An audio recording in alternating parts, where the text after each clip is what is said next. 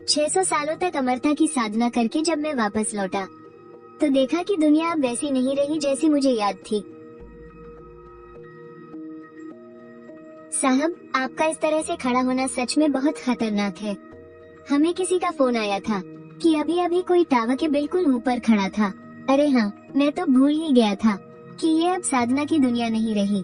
साहब, जरा अपना पहचान पत्र निकाल कर दिखाइए। पहचान पत्र? क्या वो जो गांव के मुखिया बनाकर देते हैं? साहब, अगर आपके पास पहचान पत्र नहीं है तो कृपया हमारे साथ पुलिस स्टेशन चलिए। मेरा नाम यूफेन है और मैं 60 साल का हूँ। चांगचिंग गांव का रहने वाला हूँ और हमेशा से पहाड़ों में एकांत जीवन बिताता आ रहा हूँ, इसलिए मुझे आज की दुनिया के बारे में ज्यादा कुछ नहीं पता। आप सच में 1962 के जन्मे हैं? खून की रिपोर्ट आ गई है। इनके सेल आम लोगों से ज्यादा एक्टिव है, बाकी इनमें और कोई भी अलग बात नहीं मिली। बुजुर्गवार, आप अपना इतना ख्याल कैसे रखते हैं? आपकी ये शक्ल देखकर अगर कोई आपको 20 साल का कहे तो भी लोग मान लेंगे। वो शायद इसलिए क्योंकि पहाड़ों की हवा बिल्कुल साफ होती है, वहाँ की ऊर्जा बहुत शुद्ध होती है, इसलिए इंसान जल्दी बूढ़ा नहीं होता। बात यह है बुजुर्गवार कि आपके पास इस वक्त कोई पहचान पत्र नहीं है, तो आप एक तरह से बिना पहचान के नागरिक हैं। लेकिन हमने पता लगाया है कि हाई शहर में आपका एक बेटा भी है। क्या आप उसके पास जाना चाहेंगे? क्या कहा? इसमें कोई गलती नहीं हो सकती। हमारे डेटाबेस के हिसाब से उसकी माँ का नाम जियांग छियुयून है। छियुयून कहाँ है? जल्दी मुझे उसके पास ले चलो। मुझे बहुत अफसोस है, जियांग छियुयून जी का 20 साल पहले ही एक बीमारी के कारण निधन हो गया था। कृपया हिम्मत रखिए, ये रही आपके बेटे की फाइल। आप इसे देख लीजिए और बताइए कि क्या आप उससे मिलना चाहते हैं। यू जियाचिंग, मेरा बेटा मिस्टर यू। रुकिए, मैं आपको वहाँ छोड़ देता हूँ। मैंने कभी नहीं सोचा था कि अपने दोनों जन्मों में अकेला रहने के बाद आज मेरा एक बेटा और 3 पोते पोतियां भी होंगी। मैं एक महान तपस्वी जिसके पास चमत्कारी रत्नों और जादुई शक्तियों की कोई कमी नहीं, और मेरा परिवार, मेरे बच्चे इस तरह की खस्ताहाल जगह में रह रहे हैं। दूसरी दुनिया में 600 सालों तक तपस्या करने के बाद जब मैं लौटा तो देखा कि मेरे बच्चे इस टूटी फूटी इमारत में बस अचार रोटी खाकर गुजारा कर रहे हैं।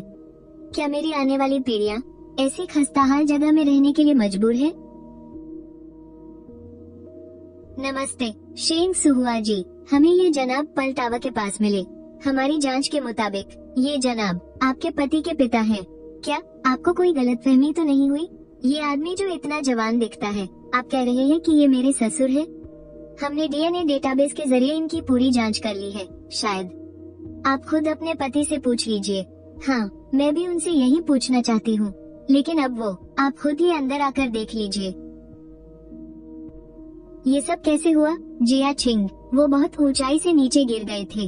ऑपरेशन के बाद से उन्हें होश ही नहीं आया है और घर में इतने पैसे भी नहीं थे, तो मजबूरन मुझे उन्हें घर लाना पड़ा। वैसे मुझे अभी भी यकीन नहीं है कि आप सच में मेरे ससुर हैं, लेकिन अभी के लिए आप यहीं रुक जाइए। आप जियाचिंग के पास बैठिए, मैं जाकर खाना बनाती हूँ।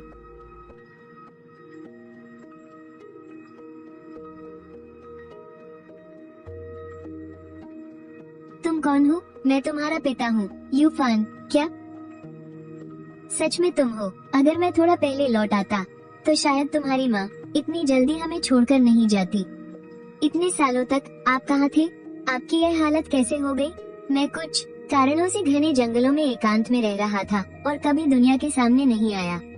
अब बाहर आने का समय आ गया था, इसलिए लौट आया हूँ। मिस्टर यू, खाना तैयार है। जियाचिंग, तुम उठ गए। सुहुआ, इस दौरान तुमने बहुत तकलीफ उठाई है। शुक्रिया बाबूजी। जियाचिंग मेरा बेटा है तो उसे बचाना ही था, मुझे शुक्रिया कहने की कोई जरूरत नहीं है। चलो खाना खा लो। पिताजी, क्या खाना आपकी पसंद का नहीं है? सुहुआ ने खाना बहुत स्वादिष्ट बनाया है, बस बात यह है कि सालों से मुझे चमत्कारी फलों और दिव्य रस की आदत पड़ गई है। मैंने बहुत लंबे समय से आम इंसानों वाला खाना नहीं खाया है। मैंने तुम लोगों को कहते सुना था कि बच्चे थोड़ी देर से लौटेंगे। जी हाँ, मैं जरा बाहर जा रहा हूँ, जल्दी ही वापस आ जाऊंगा।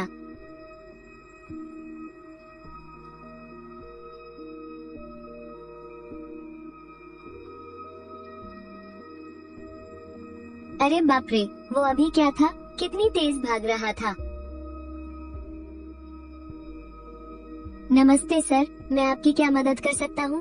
मुझे इसे गिरवी रखना है, जरा देखिए इसे, इसकी क्या कीमत मिलेगी? ये तो शायद 10 करोड़ से भी ज्यादा का होगा सर। आपका ये जेड पत्थर कोई आम चीज नहीं लग रहा है, मुझे अपने उस्ताद जी से इसकी परख करवानी होगी। अब जरा यहाँ बैठिए। उस्ताद लियांग, जरा इस पर नजर डालिए। उस्ताद लियांग, यह जेड काफी कीमती लग रहा है। ये पुराने खदान का ग्लास जेड है, एकदम असली और बेहतरीन क्वालिटी का इंपीरियल ग्रीन। जल्दी करो, छोटे मालिक चिन को फोन लगाओ, इसके बारे में हम फैसला नहीं ले सकते। यह जेड कम से कम 20 करोड़ का तो होगा ही। ये पुराने खदान का ग्लास जेड है, सबसे बेहतरीन क्वालिटी का इंपीरियल ग्रीन। जल्दी करो, चिन साहब को फोन लगाओ, इस चीज का फैसला हम नहीं कर सकते। इस जेड की कीमत कम से कम 20 करोड़ तो होगी ही। बहुत बहुत माफी चाहूंगा मिस्टर यू, आपको इंतजार करना पड़ा। मैं इस गिरवी दुकान का मालिक हूँ, शिन मिंगजे। हाँ तो मिस्टर यू, आपके इस जेड के लिए मैं आपको 30 करोड़ की पेशकश कर रहा हूँ। क्या आपको यह मंजूर है? हाँ मंजूर है। बहुत बढ़िया मिस्टर यू, कृपया मुझे अपना बैंक अकाउंट नंबर बता दीजिए, मैं अभी आपके पैसे ट्रांसफर कर देता हूँ। मेरे पास बैंक कार्ड नहीं है। कोई बात नहीं मिस्टर यू, मैं आपको एक चेक दे देता हूँ, क्या ये ठीक रहेगा? ठीक है। नमस्ते, मुझे एक कार्ड बनवाना है, इसमें पैसे जमा कर दीजिए। जी सर, माफ कीजिएगा, क्या आप चेक की पूरी रकम इस बैंक कार्ड में जमा करना चाहते हैं? हाँ, कृपया थोड़ी देर इंतजार करें। सर, ये रहा आपका कार्ड, इसे संभाल कर रखिए। आप कहाँ चले गए थे? रात को भी वापस नहीं आए। पापा, आखिरकार आप आ ही गए। मुझे तो डर लग रहा था कि कहीं आप खो न गए हो। अरे मैं खोता वोता नहीं, तुम चिंता मत करो। हाँ याद आया, जियाकिंग, क्या तुम्हें पता है कि यहाँ अलग से बने हुए घर कहाँ मिलेंगे, जो दूसरों के घरों से चिपके हुए न हो, बिल्कुल अलग और खुले हुए घर। वैसे घर तो सिर्फ विला ही होते हैं। यहाँ की सबसे बेहतरीन विला सी व्यू नंबर 1 और जुनशिंग यीपिंग में है, तो फिर वही ठीक रहेगा। पापा, आप मजाक कर रहे हैं क्या? एक विला की कीमत कम से कम करोड़ों में होती है। तुम बस मुझे वहाँ ले चलो, पैसों की तुम फिक्र मत करो।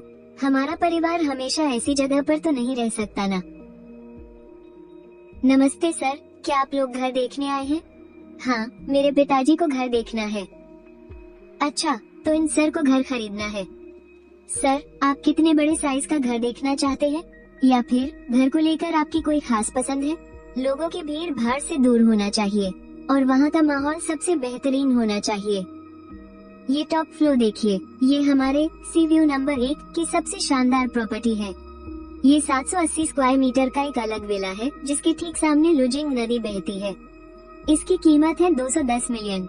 ठीक है, मुझे यही चाहिए। पापा, आप बहुत ज्यादा बड़ी बड़ी हाँक रहे हैं, अब बात संभालनी मुश्किल हो जाएगी। सर, इस सबसे शानदार प्रॉपर्टी को देखने के लिए पहले हमें आपका बैंक बैलेंस चेक करना होगा। अगर आपके खाते में 50 मिलियन से कम हुए तो आप ये घर नहीं देख सकते। ये देखिए 8। ये ठीक है। आप दोनों सर, कृपया मेरे साथ आइए। सर, क्या आपको ये घर पसंद आया? काफी अच्छा है, मैं इसे खरीद रहा हूँ। सर, क्या आप थोड़ा और नहीं देखना चाहेंगे? क्यों, क्या मैं इसे अभी नहीं खरीद सकता? खरीद सकते हैं, बिल्कुल खरीद सकते हैं। आप बस थोड़ी देर इंतजार कीजिए, मैं अभी कॉन्ट्रैक्ट तैयार करके लाती हूँ। मिस्टर यू, पेमेंट सफल हो गया है। कृपया मुझे अपना आईडी कार्ड दे दीजिए ताकि मैं उसकी फोटोकॉपी कर सकूं। घर के कागजात बनवाने के लिए मुझे आपके इस आईडी कार्ड की जरूरत पड़ेगी। इसका इस्तेमाल करो। है, घर के कागजात बनवाने के लिए मुझे आपके इस आईडी कार्ड की जरूरत पड़ेगी। इसका इस्तेमाल करो। है, पापा, ये घर तो आपने खरीदा है ना? मेरा नाम कैसे लिख सकते हैं? हूँ, तुम मेरे बेटे हो। घर तुम्हारे लिए नहीं खरीदूंगा तो किसके लिए खरीदूंगा?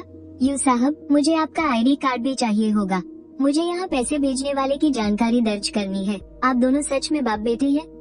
क्या आजकल की प्लास्टिक सर्जरी इतनी अच्छी हो गई है? यू साहब, ये रही एक्स्ट्रा चाबियाँ। घर का पूरा काम हो रखा है, बिल्कुल फर्निश्ड है। आप जब चाहे अपना सामान लेकर शिफ्ट हो सकते हैं। हमें जल्द ही एक गाड़ी भी लेनी पड़ेगी। माँ, दादाजी आ गए हैं और हमारे घर में तो उनके रुकने की जगह ही नहीं है। ऐसा करते हैं, दादाजी मेरे साथ ही मेरे बिस्तर पर सो जाएंगे। माँ, आप चिंता मत करो, मुझे एक फिल्म में छोटा सा रोल मिल गया है। देखना, आगे चलकर मैं पक्का एक बड़ा सा घर खरीदूंगा। मैं भी खूब मेहनत करके पैसे कमाऊंगा ताकि घर का बोझ थोड़ा कम हो सके। सुबह पिताजी ने एक नया घर खरीदा है। जल्दी से अपना सारा सामान पैक कर लो, हम आज रात ही वहाँ शिफ्ट हो रहे हैं। ये तो बड़े भैया से भी जवान लग रहे हैं। कहीं ये पापा के नाजायज बेटे तो नहीं है? नालायक, ये क्या अनाप शनाप बक रहा है? अपने दादाजी की बेइज्जती करता है। कोई बात नहीं, आज मैं अचानक आ गया ना, इसलिए तुम बच्चों के लिए कोई खास तोहफा नहीं ला पाया। सुबह, इन सालों में तुमने बहुत तकलीफें उठाई है।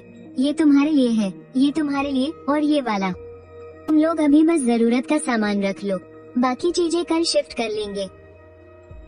हे भगवान, ये घर तो सच में बहुत बड़ा है। ये तो बहुत शानदार है। पापा, क्या आपकी कहीं लॉटरी लग गई है जो इतना बड़ा घर किराए पर ले लिया? किराए पर? अरे, ये तुम्हारे दादाजी ने खरीदा है, और तुम्हें बता दूं, घर के कागजात पर मेरा ही नाम लिखा है। इसका मतलब मेरे पति अमीर खानदान से हैं और हम तीसरी पीढ़ी के रईस हैं।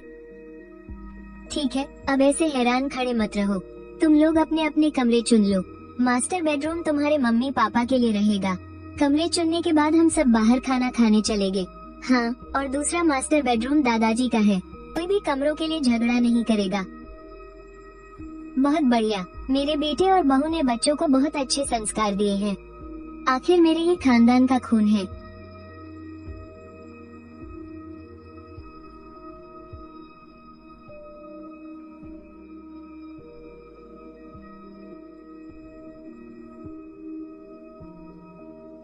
दादाजी, ये तोहफा देखने में ही बहुत महंगा लग रहा है। बड़ों का दिया हुआ आशीर्वाद और तोहफा कभी मना नहीं करते।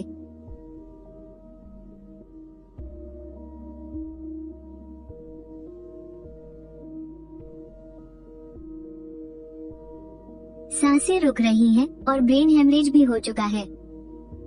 खैर, शायद मेरी किस्मत में ही उसकी मदद करना लिखा है। अरे भाई, उसे ऐसे मत हिलाओ। अगर सच में कुछ गड़बड़ हो गई तो तुम इसकी जिम्मेदारी नहीं ले पाओगे, और अगर उसे कुछ हो गया तो तुम हर्जाना नहीं भर पाओगे। मेरे पिता एक डॉक्टर हैं, उन्हें देखने दो।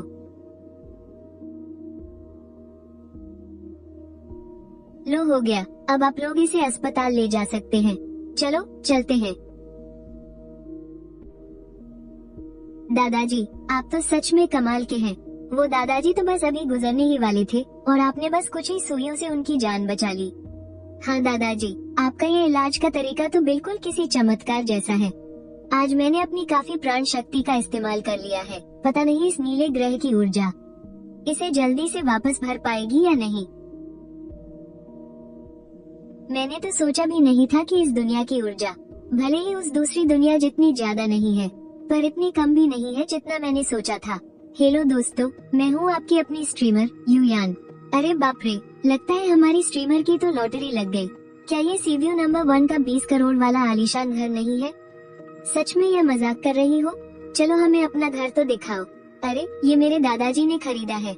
आप लोग भी ना कुछ भी बोलते हो, इतना भी खास नहीं है। घर में बहुत सारे लोग हैं ना।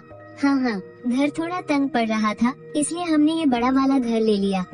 प्लीज मैडम जी, हमें घर दिखा दो ना, जल्दी से टूर करवाओ। ठीक है बाबा, प्लीज युयान मैडम। खैर, जब आप सब लोग इतनी जिद कर ही रहे हैं तो चलिए मैं आपको अपना घर दिखा ही देती हूँ। यहाँ लिविंग रूम से बाहर देखने पर ल्यूजिन नदी का पूरा शानदार नजारा दिखाई देता है। वो क्या सुपरमैन था?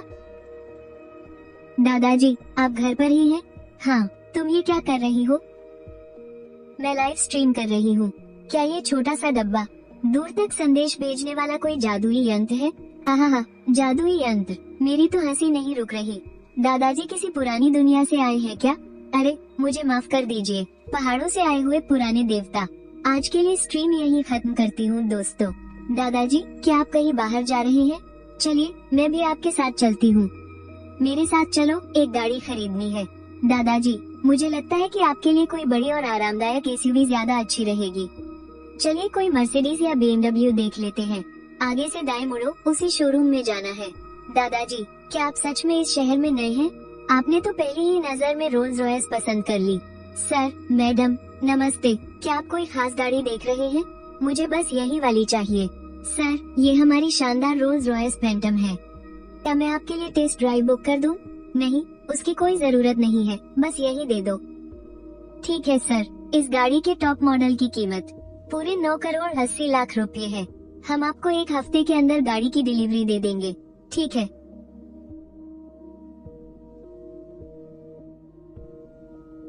चलो एक और गाड़ी खरीदते हैं। वो वाली तुम्हारे लिए बिल्कुल सही रहेगी। इसे तुम चलाओगी। दादाजी ने मेरे लिए सच में एक फरारी खरीद ली। कहीं मैं कोई सपना तो नहीं देख रही हूँ? दादाजी, मैंने उस आदमी का पता लगा लिया है जिसने आपकी जान बचाई थी। उनका नाम यूफान है। इससे पहले वो जंगलों और पहाड़ों में एकांत जीवन बिता रहे थे। उन्होंने हाल ही में अपना पहचान पत्र बनवाया है और अपने परिवार से दोबारा मिले हैं। लेकिन सबसे अजीब बात तो ये है कि सरकारी दस्तावेजों के हिसाब से उनकी उम्र 60 साल है। 60 साल? क्या तुम्हें यकीन है कि तुमने किसी गलत आदमी की जानकारी तो नहीं निकाली? जी दादाजी, बिल्कुल यकीन है। उनका पहचान पत्र एकदम नया बना है। 60 साल की उम्र में भी कोई इतना जवान कैसे दिख सकता है? और तो और, बस कुछ ही मिनटों में उसने मुझे साक्षात मौत के मुंह से बाहर निकाल लिया। वो कोई मामूली इंसान तो बिल्कुल भी नहीं है। जिंग हुआन बेटा, मिस्टर यू जैसे इंसान से हमारी दोस्ती हो जाए तो ही अच्छा है। और अगर दोस्ती ना भी हो पाए तो गलती से भी उनसे कोई दुश्मनी मोल मत लेना। जी, मैं समझ गया दादाजी। एक शानदार तोहफा तैयार करो। मैं खुद उनके घर जाकर शुक्रिया अदा करूंगा। मेरी वो खास दाहोंग पाव चाय भी साथ रख लेना। दादाजी, लेकिन वो तो आपकी सबसे कीमती चीज है ना। तुम्हें क्या पता, अगर हमारी ऐसे किसी कमाल के इंसान से दोस्ती हो जाए तो इसमें हमारा ही फायदा है। यूजिंग, क्या तुम आज फ्री हो? ओवरटाइम के बाद साथ मिलकर खाना खाते हैं। इस वांग दीदी का तो अपना भरा पूरा परिवार है, फिर भी रोज मुझ पर डोरे डालती रहती है। लेकिन अगर मैंने इसे नाराज किया तो मेरी नौकरी चली जाएगी। मुझे यहाँ से तुरंत निकलने का कोई बहाना सोचना होगा। मेरी माँ ने मेरे लिए खाना बना लिया है, मैं घर जाकर ही खा लूंगा। घर पहुँचने में तो बहुत वक्त लगेगा। तुम्हें जोरों की भूख लगी होगी ना? मैं तुम्हें कुछ बढ़िया खिलाती हूँ। खाने के बाद मैं खुद तुम्हें घर छोड़ दूंगी। क्या यूजिंग आज घर नहीं आएगा? बड़े भैया का रोज का यही हाल है। उनकी कंपनी में बहुत काम रहता है। यूजिंग को रोज देर रात तक ओवरटाइम करना पड़ता है। काम और खाक, ये सब उसकी उस टियाई हुई लेडी बॉस का किया धरा है। बड़े भैया को इतना हैंडसम देखकर वो उनका फायदा उठाना चाहती है। भैया उसकी बात नहीं मानते, इसलिए वो रोज उन्हें रोककर ओवरटाइम कराने के बहाने ढूंढती है। ये तो सरासर जुल्म है। हमारे सीधे सादे बड़े भैया, सच में कोई उनका फायदा उठाना चाहता है? वैसे भैया का चाम है ही इतना जबरदस्त। इसमें मेरी भी गलती है।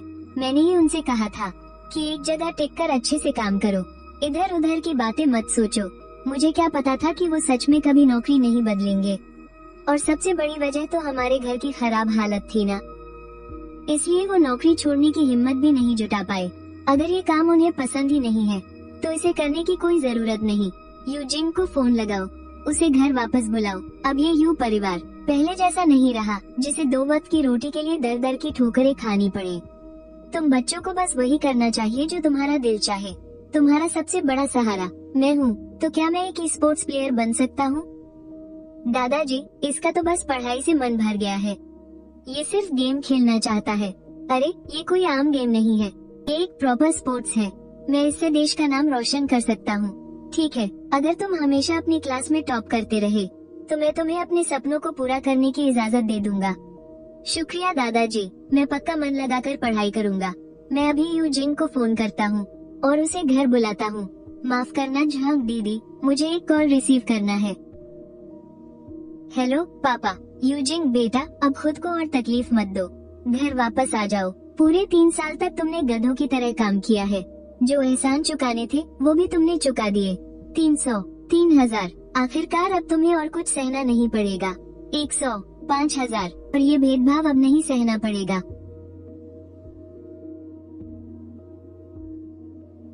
यू, क्या तुम पक्का ऐसा चाहते हो? अभी तो परफॉर्मेंस अप्रेजल का टाइम चल रहा है और तुम्हारी परफॉर्मेंस भी कुछ खास अच्छी नहीं है। झांक दीदी, अब मैं आपके साथ खाना नहीं खा पाऊंगा। परफॉर्मेंस के मामले में आपको जो ठीक लगे वो करें। मैं कल ही इस्तीफा दे दूंगा। तुम सच में नौकरी छोड़ना चाहते हो? यूजिंग, अपने घर की हालत के बारे में एक बार अच्छे से सोच लो। मैं यही मानकर चलूंगी कि मैंने तुम्हारे इस्तीफे वाली बात सुनी ही नहीं। एक काम करते हैं, आज तुम बस मेरे साथ बैठकर खाना खा लो। मैं जनरल मैनेजर से तुम्हारे प्रमोशन की बात करूंगा। कोई जरूरत नहीं है, प्रमोशन का मौका आप किसी और के लिए ही रखिए। मुझे मीठी मीठी बातें बनानी नहीं आती, और मैं इस थोड़े से फायदे के लिए अपना जिस्म भी नहीं बेचना चाहती। बहुत खूब यूजिंग, तुम्हारी हिम्मत तो देखो। अगर तुम्हारी शक्ल थोड़ी ठीक ठाक न होती तो तुम्हें क्या लगता है तुम इस कंपनी में टिक पाती? अरे दादाजी, ये देखिए। दादाजी, ये बहुत कमाल की चीज है। इसे एयर कंडीशनर कहते हैं। दादाजी, ये गर्मियों में ठंडी हवा और सर्दियों में गर्म हवा देता है। पहाड़ की उस गुफा से तो ये कहीं ज्यादा आरामदायक है। और इसे होम डिलीवरी कहते हैं। जो भी खाने का मन हो बस फोन पर क्लिक करो और आधे घंटे में खाना घर पहुंच जाता है। बड़े भैया, क्या आपने नौकरी छोड़ दी? हाँ, अब से मुझे घर पर ही रहना पड़ेगा। खैर, जब कल तुम्हारे पास कोई काम नहीं है तो तुम और तुम्हारे पिताजी मेरे साथ बाहर थोड़ा टहलने चलना। ठीक है दादाजी। जियाकिन का दिमाग बहुत तेज है और वो चीजों को जल्दी सीख लेता है। वो बिजनेस के लिए एकदम सही है, बस उसके पास पैसे नहीं है। वो बस अपनी ईमानदारी और मेहनत में ही रह गया, लेकिन वो एक बेहतरीन मददगार साबित होगा। युयान को एक्टिव से प्यार है, लेकिन वो किसी भी गलत समझौते के आगे झुकना नहीं चाहती। यूलिंग बहुत चुलबुला है और उसका सपना ई स्पोर्ट्स में जाने का है। वो बिल्कुल मेरे जवानी के दिनों जैसा है। अब जब मैं वापस आ गया हूँ तो मैं उन सबके सपने पूरे करने में उनकी मदद जरूर करूँगा। अजीब बात है, हम अभी तो यहाँ आए हैं, किसी को हमारा पता कैसे मालूम होगा? अरे आप हैं, आइए आइए, जल्दी अंदर आइए। यूजिंग, जल्दी जाओ और दादाजी को बाहर बुला लाओ। जी, बिना बताए इस तरह आना मेरी गलती है। अगर मिस्टर यू अभी तक उठे नहीं है तो हम इंतजार कर सकते हैं। वाह, क्या बढ़िया चाय है। इसकी खुशबू सूंघते ही ताजगी आ गई। छोटे भाई, एक कप और देना। दादाजी, क्या ये चाय सच में इतनी अच्छी है? क्या ये आपकी उस कीमती दाहोंग पाओ चाय से भी बेहतर है? नालायक, मेरी चाय क्यों छीन रहा है? क्या बड़ों की इज्जत करना भूल गया है? दादाजी, आपने ही तो कहा था कि बड़ों का सम्मान और छोटों से प्यार करना चाहिए, तो आपको भी मुझ छोटे पर थोड़ा प्यार जताना चाहिए ना। अच्छा बाबा, ठीक है, ये आखिरी कप आपका है। अब मैं आपसे और नहीं छीनूंगा। जियाकी, इनके लिए एक और बर्तन चाय बना लाओ। नमस्ते मिस्टर यू, आज मैं यहाँ खास तौर पर अपनी जान बचाने के लिए आपका शुक्रिया अदा करने आया हूँ। ये तांग राजवंश के मशहूर कैलीग्राफर तांग युआन की असली कलाकृति है। इसे मेरी तरफ से एक छोटा सा तोहफा समझे। मुझे उम्मीद है कि आप इसे स्वीकार करेंगे। अरे, वो तो मैंने बस ऐसे ही कर दिया था। इस बात को दिल पर लगाने की कोई जरूरत नहीं है। आपने भले ही बस यूं ही मदद कर दी हो, लेकिन उससे मेरी जान बच गई। अगर आप नहीं होते तो शायद मैं आज जिंदा नहीं होता। मेरा नाम वांग देयू है। मैं हाई सिटी की वांग इलेक्ट्रॉनिक्स टेक्नोलॉजी का चेयरमैन हूँ। आपको किसी भी चीज की जरूरत हो तो आप बेझिझक मेरे पास आ सकते हैं। वांग देयू, क्या आप हाई सिटी की इलेक्ट्रॉनिक्स इंडस्ट्री के वही बड़े रईस हैं जिनका नाम चीन की फोर्ब्स लिस्ट में आता है, मिस्टर वांग देयू? हाँ, अरे मैंने तो बस एक छोटी सी इलेक्ट्रॉनिक्स कंपनी खोली है। इसमें कोई इतनी बड़ी बात नहीं है। मुझे तुम्हारे साथ एक सौदा करना है। जी मिस्टर यू, कहिए ना। वांग भाई, चाय पीजिए, चाय पीजिए। ये चाय सच में कमाल की है। इसे पीते ही शरीर को गजब का सुकून मिल गया। यह मेरे पापा की खुद की उगाई हुई दिव्य चाय है। उन्होंने ये काफी सारी बनाकर रखी है। जाते वक्त थोड़ी अपने साथ भी ले जाना। सच में आपका बहुत बहुत शुक्रिया यू भाई। यू भाई, मेरी भी यहाँ पास ही में एक प्रॉपर्टी है। इस हिसाब से तो हम पड़ोसी हुए ना। आगे कभी भी कोई जरूरत हो तो बेझिझक मुझे कॉल कर लेना। पापा, घर में मेहमान आए हैं। ये तुम्हारे वांग अंकल हैं। दादाजी ने पहले जिस बुजुर्ग की जान बचाई थी ना, ये उन्हीं के पोते हैं। और ये मेरी बेटी है युयान। नमस्ते, मेरा नाम वांग जिंग हवान है। मुझे लग रहा है जैसे मैं आपको जानता हूँ। अरे, आप तो बॉस वांग हैं। बहुत पहले एक इंटरव्यू में हमारी मुलाकात हुई थी। मुझे यकीन नहीं हो रहा कि आपको मैं अभी भी याद हूँ। क्या तुम दोनों एक दूसरे को जानते हो? मेरी एक एंटरटेनमेंट कंपनी भी है। पहले एक फिल्म के ऑडिशन के दौरान मैं मिस यू से मिला था। मुझे नहीं पता कि मिस यू ने अभी किसी कंपनी के साथ कॉन्ट्रैक्ट साइन किया है या नहीं, लेकिन अगर आपको ऐतराज ना हो तो क्या आप मेरी कंपनी के साथ काम करना चाहेंगी? सच में? क्या मैं वाकई ऐसा कर सकती हूँ? हाँ हाँ हाँ, तो फिर अब से मेरी बेटी का ख्याल तुम्हें ही रखना है, मेरे छोटे भाई वांग। यान यान, जल्दी से इन्हें वांग अंकल कहकर नमस्ते करो। पापा, आप ये क्या कह रहे हैं? ये मुझसे बस कुछ ही साल बड़े हैं। इन्हें अंकल बुलाकर मैं इन्हें बूढ़ा नहीं फील कराना चाहती। डॉक्टर यू, आपका बहुत बहुत शुक्रिया। आपने जो भी काम बताया है मैं उसे पक्का पूरा कर दूंगा। दादाजी, आपकी और डॉक्टर यू की क्या बात हुई? आप अचानक इतने बदले बदले से क्यों लग रहे हैं? जो तुम्हारे काम का नहीं है वो मत पूछो। आज के बाद मिस्टर यू और उनके परिवार को बिल्कुल मेरी तरह ही इज्जत देना, समझ गए? यू भाई, आज आपसे मिलकर ऐसा लगा जैसे हम बरसों से एक दूसरे को जानते हो। क्यों ना कल हम साथ में डिनर करें और जश्न मनाएं? हाँ बिल्कुल, तुम जगह तय कर लेना और मुझे मैसेज करके बता देना। अरे जिन भगवान, तुम तो अभी जवान हो, तुम्हें चाय का इतना शौक भी नहीं होगा, तो क्यों ना ये चाय की पत्ती तुम मुझे दे दो। दादाजी, ये जिया चिंग भाई ने खास मुझे दी है और आपका जिया चिंग के साथ इतना अच्छा रिश्ता है। आपको क्या लगता है कि आपको आगे चाय नहीं मिलेगी?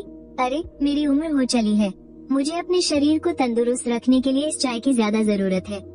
पापा, आप तो ऊपर वाले कमरे में थे ना? मुझे अभी अभी यहाँ से कोई साया सा गुजरता दिखा। सुनो, मुझे तुम लोगों से कुछ जरूरी बात करनी है। मेरी वांग देयो से बात हो गई है। जिया चिंग, कुछ ही दिनों में एक बिजनेस इवेंट होने वाला है। वांग साहब तुम्हें अपने कुछ खास दोस्तों से मिलवाने ले जाएंगे। तुम यूजिंग को भी अपने साथ ले जा सकते हो। वांग साहब के दोस्त? इसका मतलब वहाँ सारे के सारे बड़े बिजनेस टाइकून होंगे। तुम्हें खुद को कमाने की कोई जरूरत नहीं है। माना कि हमारे यू परिवार ने अभी बस शुरुआत ही की है, लेकिन आगे चलकर हम इस देश का सबसे ताकतवर परिवार बनेंगे। हालांकि अभी हम बस शुरुआती दौर में हैं, लेकिन मेरा लक्ष्य सिर्फ इस देश तक सीमित नहीं है। पापा, आप भी हमारे साथ चलिए ना, आपके साथ होने से मुझे हिम्मत मिलेगी। ठीक है, मैं चलूंगा। मेरी लिखी हुई ये कैलीग्राफी वांग देओ को तोहफे में दे देना। हमें अपने शिष्टाचार में कोई कमी नहीं रखनी चाहिए। पापा, ये क्या है? पापा, ये लिखावट तो जादू जैसी लग रही है। आप इतने चमत्कारी शब्द कैसे लिख लेते हैं? इतनी अनमोल चीज किसी और को देना तो बेवकूफी होगी। अरे, ये तो मैंने बस यूं ही बैठे बैठे लिख दिया था। इसे इतना दिल से लगाने की जरूरत नहीं है। मेरे पापा आखिर है कौन? बस यूं ही लिखे गए शब्दों में इतनी ताकत है। वो कोई आम रिटायर हुए अमीर इंसान तो बिल्कुल नहीं हो सकते। आजकल इन होटलों का स्तर कितना गिर गया है। कोई भी ऐरा गैरा मुंह उठाकर अंदर आ जाता है। मैनेजर जांग, कृपया तमीज से बात कीजिए। क्या मैंने कुछ गलत कहा? यूजिन की हिम्मत तो देखो, जो इस 5 स्टार होटल में खाना खाने आ गया। इसे डर नहीं लगा कि ये बिल नहीं चुका पाएगा? जिन, क्या तुम इसे जानते हो? दादाजी, ये मेरी पिछली कंपनी की मैनेजर है। शक्ल से ही कितनी जालिम लग रही है, और इसकी हिम्मत तो देखो, मेरे बेटे को फंसाना चाहती थी। बस एक मैनेजर ही तो है, मुझे लगा कोई चेयरमैन होगी। औकात ढीले की नहीं और नखरे आसमान छू रहे हैं। तुम्हारी हिम्मत कैसे हुई मेरी औकात पर सवाल उठाने की? कभी अपनी ये फटीचर शक्लें आईने में देखी है? भगवान जाने ये भिखारी यहाँ मुंह उठाकर क्या करने आ गए हैं। भले ही मुझे न पता हो कि तुम लोग यहाँ क्यों आए हो, लेकिन मैं इतना जरूर कर सकती हूँ कि तुम अंदर न जा सको। मिस जांग, क्या कोई परेशानी है? मुझे शक है कि ये लोग यहाँ होटल के काम में कोई रुकावट डालने आए हैं। तुम लोग जरा ध्यान रखो, ऐसे ऐरे गहरे लोगों को अंदर घुसने ही मत देना। माफ कीजिए, कृपया आप लोग अभी यहाँ से चले जाइए। हमारी यहाँ किसी से मीटिंग तय है। तुम हमें अंदर जाने से कैसे रोक सकते हो? अगर हमारा कोई जरूरी काम बिगड़ गया तो क्या तुम उसकी जिम्मेदारी लोगे? हाँ, जरा इस खानदान को तो देखो। क्या इनकी शक्ल से लगता है कि इनकी यहाँ किसी वीआईपी से मीटिंग होगी? आजकल के लोग तो बिना सिर पैर के कुछ भी फेंकने लगते हैं। तुम इतनी देर से क्यों आए? मैंने कहा था ना कि आते ही सीधे मेरे पास आना। इन्हीं लोगों की वजह से मुझे देर हो गई। जानू, ये लोग मौका पाकर होटल में घुसना चाहते हैं ताकि मेहमानों को तंग कर सके। पता नहीं कहां से आ जाते हैं। हाँ, याद आया, आज यहाँ कुछ बहुत बड़े वीआईपी आने वाले हैं। शाओ यू, जरा चौकन्ने रहना। देखिए, हमारे जनरल मैनेजर ने साफ आदेश दे दिया है, तो बेहतर होगा कि आप। अरे डॉक्टर यू, आप आ गए। जिंगलवान ने मुझे पहले बताया ही नहीं कि आप आने वाले हैं। भी उससे पूछा तब जाकर पता चला। मैं समय पर आपके स्वागत के लिए नहीं आ सका, इसके लिए मुझे माफ कर दीजिए। कोई बात नहीं, लेकिन मुझे लगता है कि अब मुझे इस होटल के अंदर नहीं जाना चाहिए। डॉक्टर यू, मैं सच में बहुत शर्मिंदा हूँ। मेरे कर्मचारियों से भारी चूक हो गई। कृपया अपना बड़ा दिल रखकर इन्हें माफ कर दे। ये तो चेयरमैन वांग है, इस होटल के मालिक। ये इतने बड़े आदमी होकर इस नौजवान के आगे हाथ जोड़े खड़े हैं। आखिर ये लड़का है कौन? शाओ हवान, तुम्हारे दादाजी किसे लेने गए हैं? वो तो भागते हुए गए हैं। उन्होंने अपनी छड़ी तक छोड़ दी। मैं तो सच में हैरान हूँ। क्या तुम्हारे दादाजी ने कोई जादुई जड़ी बूटी खा ली है? वो अचानक से ऐसे उछल कूद कैसे करने लगे? और वो तो काफी जवान भी दिखने लगे हैं। हाँ, बस थोड़ी देर रुकिए, आप खुद ही देख लेंगे। लो, मिस्टर वांग भी आ गए। क्या आप हमें इन वीआईपी मेहमान से नहीं मिलाएंगे? पहले मैं तुम सबसे पूछता हूँ, क्या तुम्हें मेरी इस नई सेहत को देखकर हैरानी नहीं हो रही? कुछ दिन पहले बाहर मेरे साथ एक हादसा हो गया था। मुझे अचानक से ब्रेन हेमरेज हुआ और मैं सड़क पर ही गिर पड़ा था। वो तो डॉक्टर यू थे जिन्होंने मेरी जान बचा ली। उन्होंने न सिर्फ मेरी जान बचाई, बल्कि मेरे शरीर को वापस 20 साल पहले जैसा जवान बना दिया। डॉक्टर यू, क्या आप मेरी मदद कर सकते हैं? मैं अपने लिए लंबी उम्र की कोई भीख नहीं मांग रहा। मैं बस आपसे हाथ जोड़कर विनती करता हूँ, कृपया मेरे बेटे की जान बचा लीजिए। इसके लिए चाहे मुझे अपनी पूरी जिंदगी क्यों न दांव पर लगानी पड़े। डॉक्टर यू, लाओ चेन का बेटा चेन जिशुअन हम सभी पुराने दोस्तों के बच्चों में सबसे ज्यादा होनहार और काबिल है। वो इतनी कम उम्र में ही मेजर जनरल बन गया था, लेकिन कुछ समय पहले एक मिशन के दौरान उसके साथ कुछ बहुत बुरा हो गया। उसके हाथ पैर काट दिए गए, उसकी दोनों आंखें निकाल ली गई, उसका चेहरा पूरी तरह बिगाड़ दिया गया और उसकी जीभ भी काट दी गई। उसके शरीर में कोई अनजान वायरस भी डाल दिया गया है। वो तब से कोमा में है और उसे होश ही नहीं आ रहा। वो अभी अस्पताल में जिंदा लाश की तरह पड़ा है। ठीक है, मैं चलकर देखता हूँ। ओह, भगवान का लाख लाख शुक्र है। चेयरमैन वांग, मिस्टर सोंग और मिस्टर यांग। मिस्टर चेन, क्या आज का खाना आप लोगों को पसंद आया? तुम यहाँ क्या कर रहे हो? ओल्ड वांग, तुम्हें अपने इस रेस्टोरेंट को ठीक से सुधारना होगा। कोई भी ऐरा गैरा यहाँ आकर भौंक सकता है। तुम अंधे हो क्या? क्या तुम्हें यहाँ बैठे हमारे खास मेहमान दिखाई नहीं दे रहे? पर ये लोग अंदर घुसे कैसे? फान चिंग, तुम आखिर काम कैसे करते हो? ये आज के मेरे सबसे खास मेहमान हैं। चेयरमैन वांग, मुझे माफ कर दीजिए, मैं थोड़ा घमंड में आ गया था। थोड़ा बहुत घमंड होना कोई बड़ी बात नहीं है। वैद्यराज यू, आज हमारी खातिरदारी में जो भी कमी रह गई, चाहे जो हो जाए, मैं आपको इसका पूरा हिसाब दूंगा। फान चिंग, तुम तो इस होटल के सबसे पुराने कर्मचारियों में से एक हो। चेयरमैन वांग, मैं सारा काम सौंपकर आज ही यहाँ से नौकरी छोड़ दूंगा। हे भगवान, मैंने इतने बड़े इंसान से पंगा ले लिया। अगर यूजिंग ने पुरानी बातों का बदला लिया तो मेरा बचना नामुमकिन है। डॉक्टर झाओ, कृपया जिशुआन की हालत के बारे में वैद्यराज यू को बताइए। मरीज के शरीर के अंदरूनी हिस्से बुरी तरह से डैमेज हो चुके हैं और कई अंगों ने काम करना बंद कर दिया है। इनके शरीर में एक अनजान और खतरनाक वायरस भी फैल रहा है। मिस्टर चिन ने तो घबराहट में किसी ढोंगी पर ही भरोसा कर लिया। सच में इस हालत में भी इनकी सांसें चल रही हैं। इनकी हिम्मत तो वाकई काबिले तारीफ है। ऐसा लगता है जैसे इन्हें बहुत ही खौफनाक यातनाएं दी गई हैं। देखिए, मरीज को ऐसे ही मत छुइए। इनकी इम्यूनिटी बहुत कमजोर हो चुकी है। जुकाम का एक मामूली सा कीटाणु भी इनकी जान ले सकता है। मुझे पता है कि मैं क्या कर रहा हूँ। क्या ये जड़ी बूटियों का इस्तेमाल कर रहा है? ये तो सरासर पागलपन है। मरीज की हालत पहले ही इतनी नाजुक है, ऐसे में ये जड़ी बूटियाँ कैसे काम आ सकती है? शांत रहिए, वैद्यराज यू को कोशिश करने दीजिए। मेरी शक्तियाँ अभी भी बहुत कमजोर हैं। अगर मेरी आध्यात्मिक शक्तियाँ पालौकिक स्तर पर होती तो मैं इसे एक पल में ही ठीक कर देता। मुझे अपनी शक्तियों को बढ़ाने पर जल्द ही ध्यान देना होगा।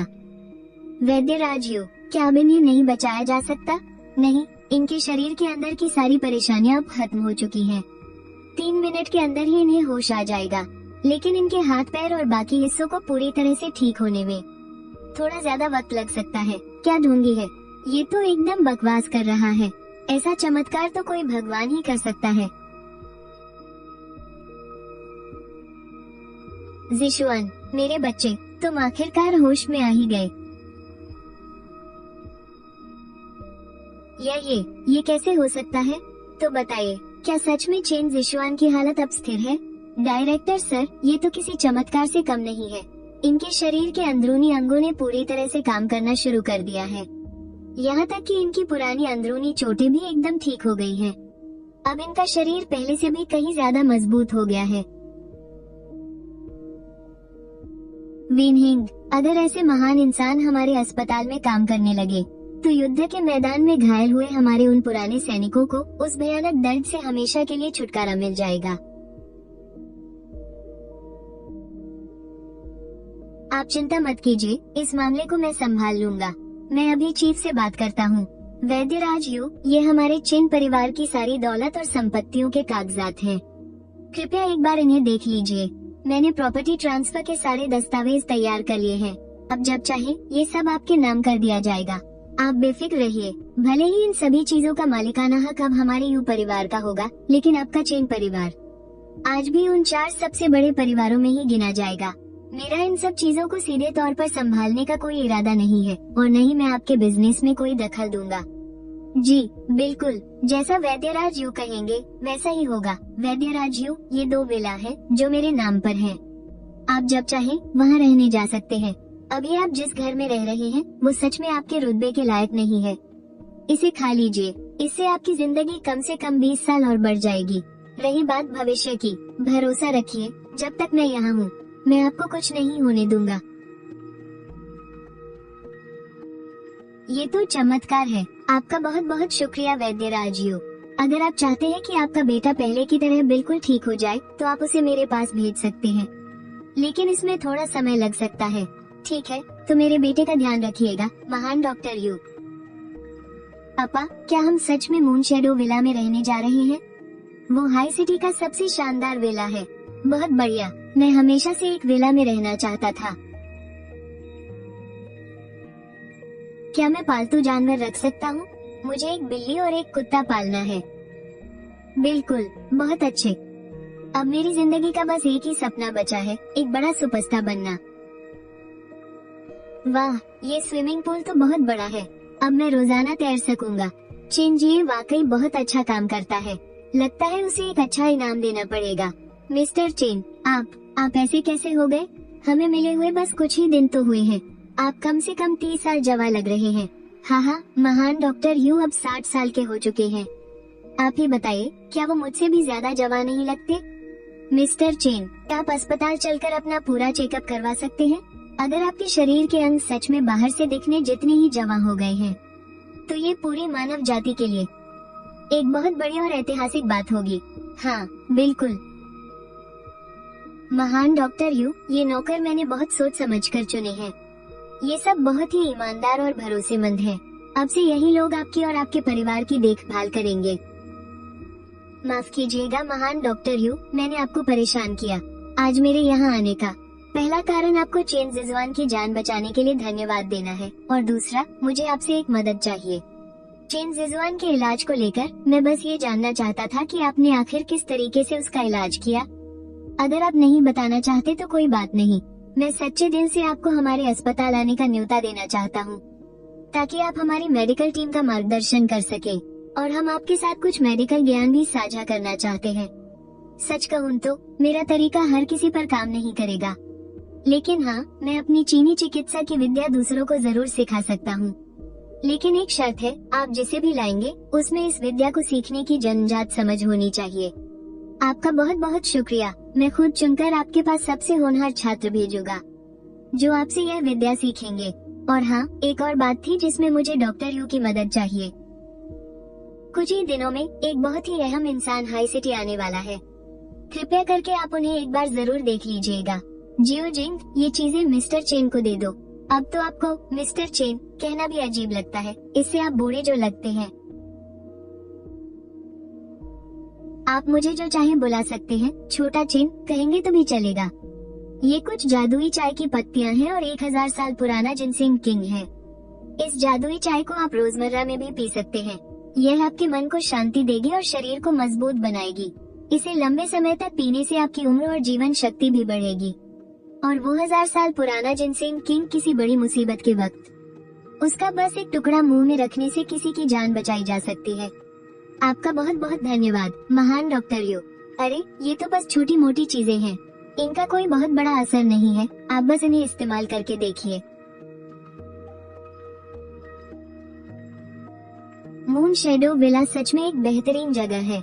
यहाँ की जादुई ऊर्जा सी व्यू नंबर 1 से 10 गुना से भी ज्यादा है। इस पहाड़ के अंदर तो सच में एक जादुई खदान मौजूद है। ये हेवनली एवोल्यूशन मिस्टिक बुक मुझे एक रहस्यमय जगह से मिली थी। इसका असली मालिक भी ट्रिब्यूलेशन स्टेज का एक बहुत बड़ा योद्धा था। यह विद्या बहुत ही अद्भुत है। नेसेंट सोल के स्तर तक साधना पूरी करने के बाद लगातार अभ्यास करके अपनी खुद की एक नई और अलग विद्या बनानी पड़ती है। जो भी इसकी साधना करता है उसकी ताकत और मानसिक शक्ति उसके स्तर के बाकी लोगों से कहीं ज्यादा होती है। यहाँ तक कि वो खुद से ज्यादा ताकतवर लोगों को भी हरा सकता है। लेकिन अगर अभ्यास में कोई चूक हो गई तो कम से कम आपका डेंटियन पूरी तरह तबाह हो जाएगा और अगर अंजाम बुरा हुआ तो जान भी जा सकती है। इसका पहला मालिक भी अभ्यास में हुई इसी चूक के कारण मारा गया था। मैंने अपने संप्रदाय को फिर से खड़ा करने के लिए बहुत हिम्मत करके इस विद्या को चुना था। मैंने कभी नहीं सोचा था कि मेरी जान किसी साजिश से नहीं बल्कि इस आकाशीय बिजली के कहर से जाएगी। यूलिंग चल खेलने चलते हैं। आजकल तू स्कूल खत्म होते ही भाग जाता है। गेम खेलने बुलाते हैं तो तू आता नहीं और अब तो ग्राउंड पर भी नहीं दिखता। आखिर चक्कर क्या है? अरे यार, हाल ही में नया घर लिया है ना, तो वो थोड़ा दूर पड़ता है। मुझे रोज मेट्रो और बस से आने जाने में ही पूरा 1 घंटा लग जाता है। बस 1 घंटा ही तो है। कियांगजी भी तो रोज इतना ही सफर करता है। तूने बहुत दिनों से हम लोगों के साथ नहीं खेला है। आज तो तुझे हमारे साथ एक मैच खेलना ही पड़ेगा। अरे वाह, ठीक है, आज हम लोग जमकर कुछ मैच खेलेंगे। खेलने के बाद आज सबको कोल्ड ड्रिंक मेरी तरफ से। हाँ हाँ हाँ है। क्या बात है यूलिंग, नए घर में जाते ही तू तो अमीर हो गया। हाँ हाँ हाँ हाँ, आखिरकार तुझे हमें पार्टी देना याद आ ही गया। लगता है आज सूरज पश्चिम से निकला है। क्या बात है यूलिंग, तेरा ये 3 पॉइंटर एकदम गजब था यार।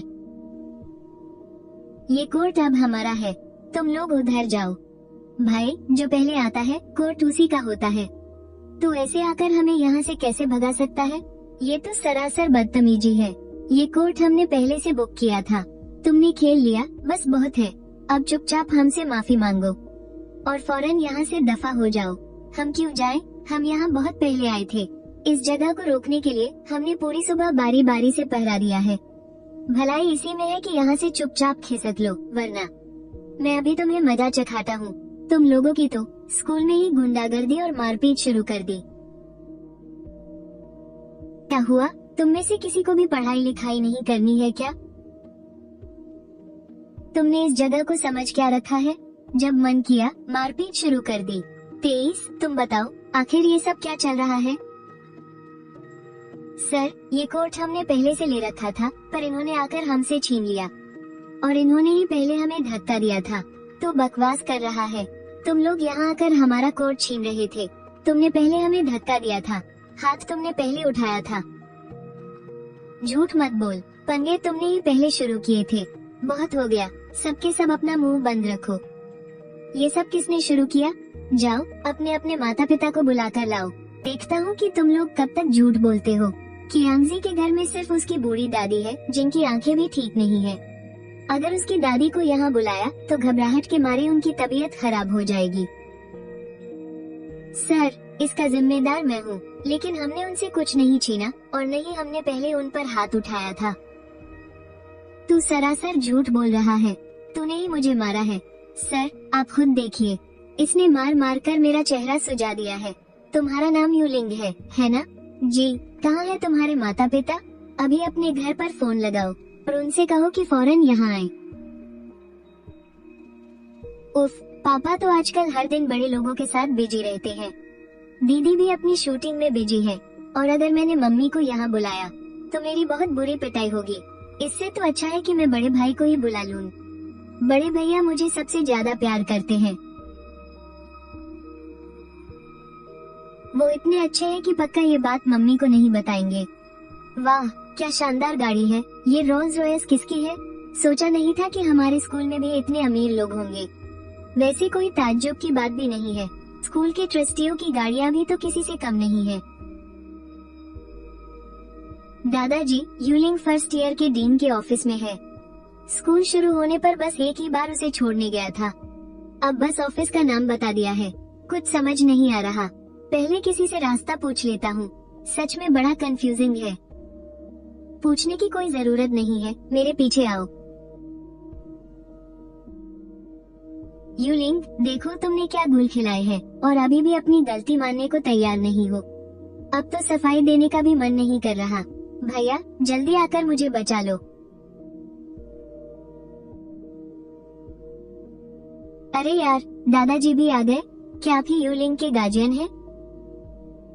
हाँ, हम ही हैं। तुम दोनों भाइयों ने इसे यही सब सिखाया है? स्कूल में मारपीट करने की हिम्मत कैसे हुई? इसे फौरन घर ले जाओ और तमीज सिखाओ। टीचर, क्या मैं जान सकता हूँ कि आखिर यह झगड़ा शुरू कैसे हुआ? बच्चों का खून गर्म होता है, बस जरा सी बात पर कहासुनी हुई और हाथ चला दिए। तो फिर टीचर, सबसे पहले हाथ किसने उठाया? हमारा यूलिंग बहुत सीधा और संस्कारी बच्चा है। वो कभी खुद से पंगा नहीं लेता।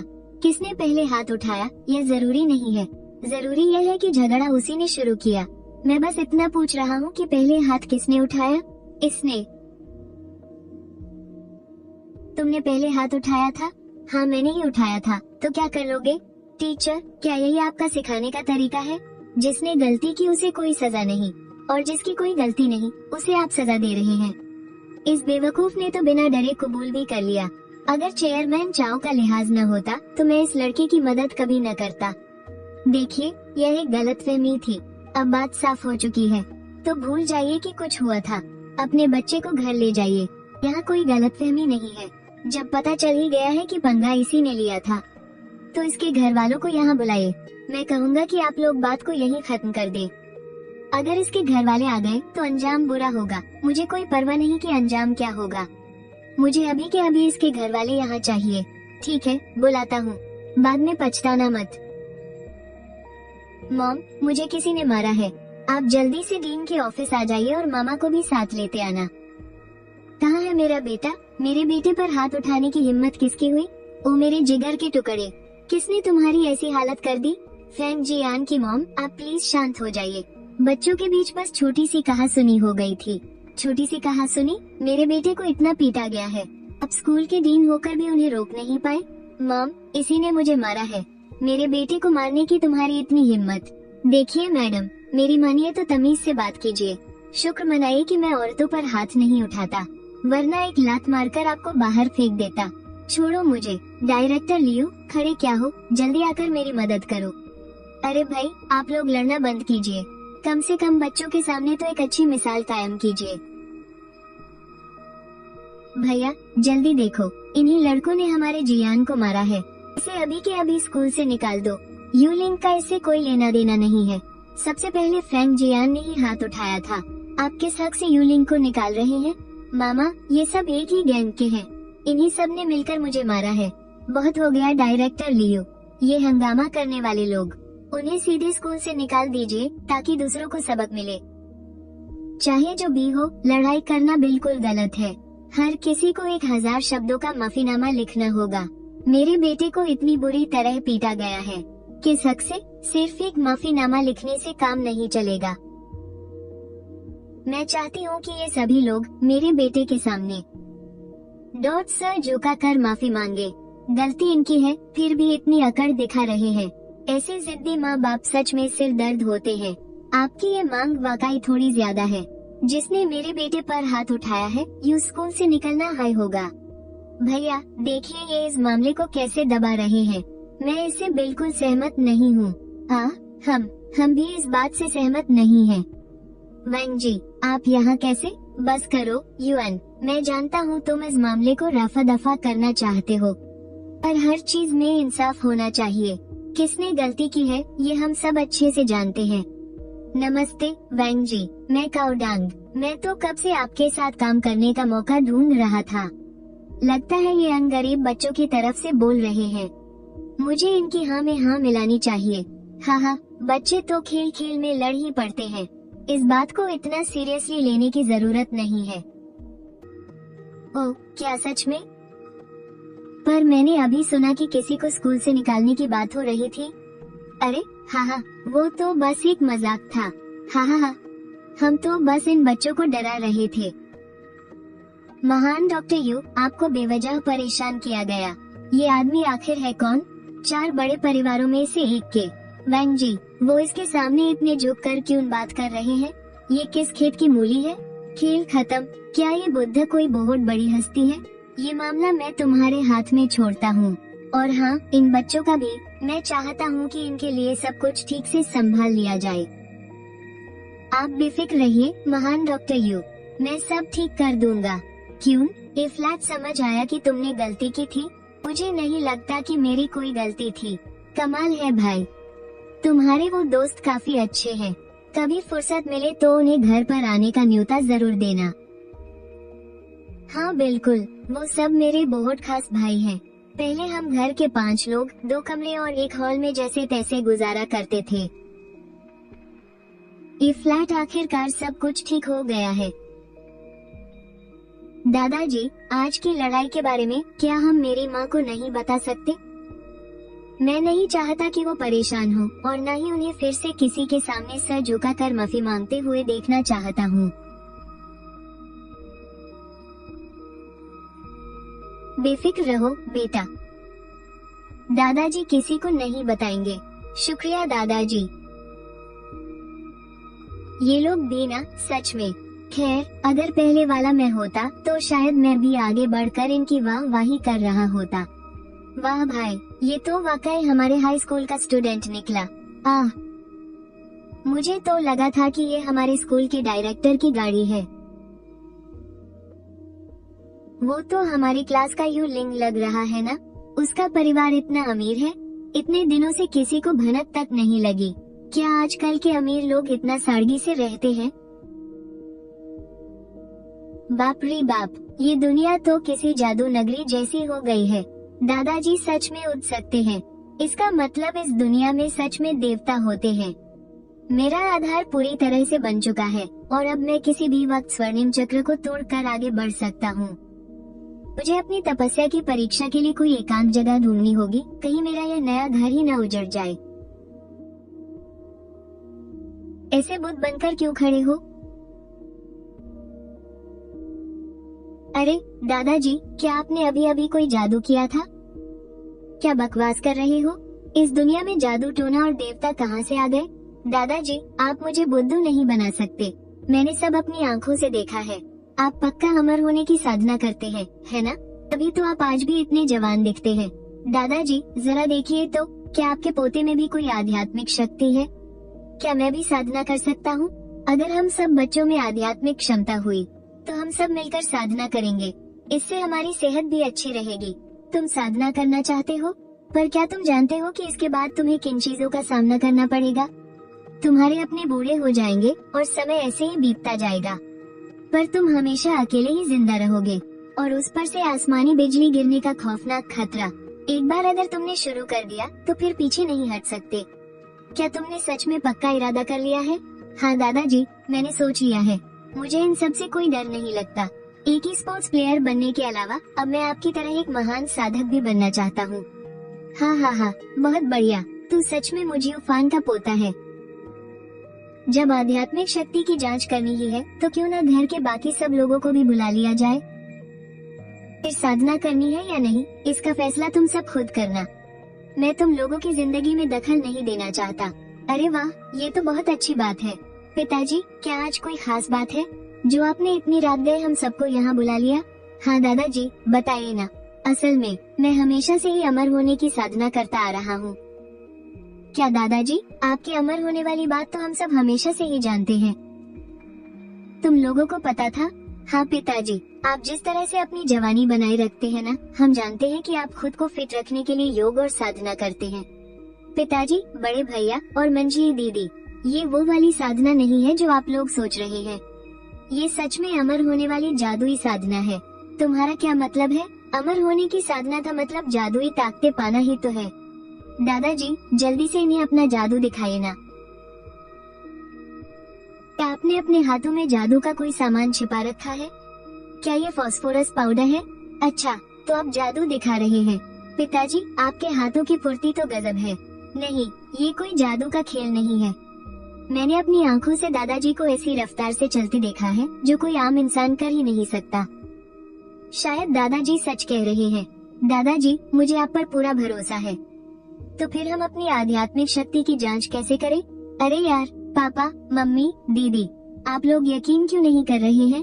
दादाजी, एक काम कीजिए, आप इन्हें हवा में उड़कर दिखाइए ताकि इनकी आंखें फटी की फटी रह जाएं। उफ, अब तुम लोगों को मुझ बूढ़े की बात का यकीन दिलाने के लिए मुझे अपना असली जलवा दिखाना ही पड़ेगा।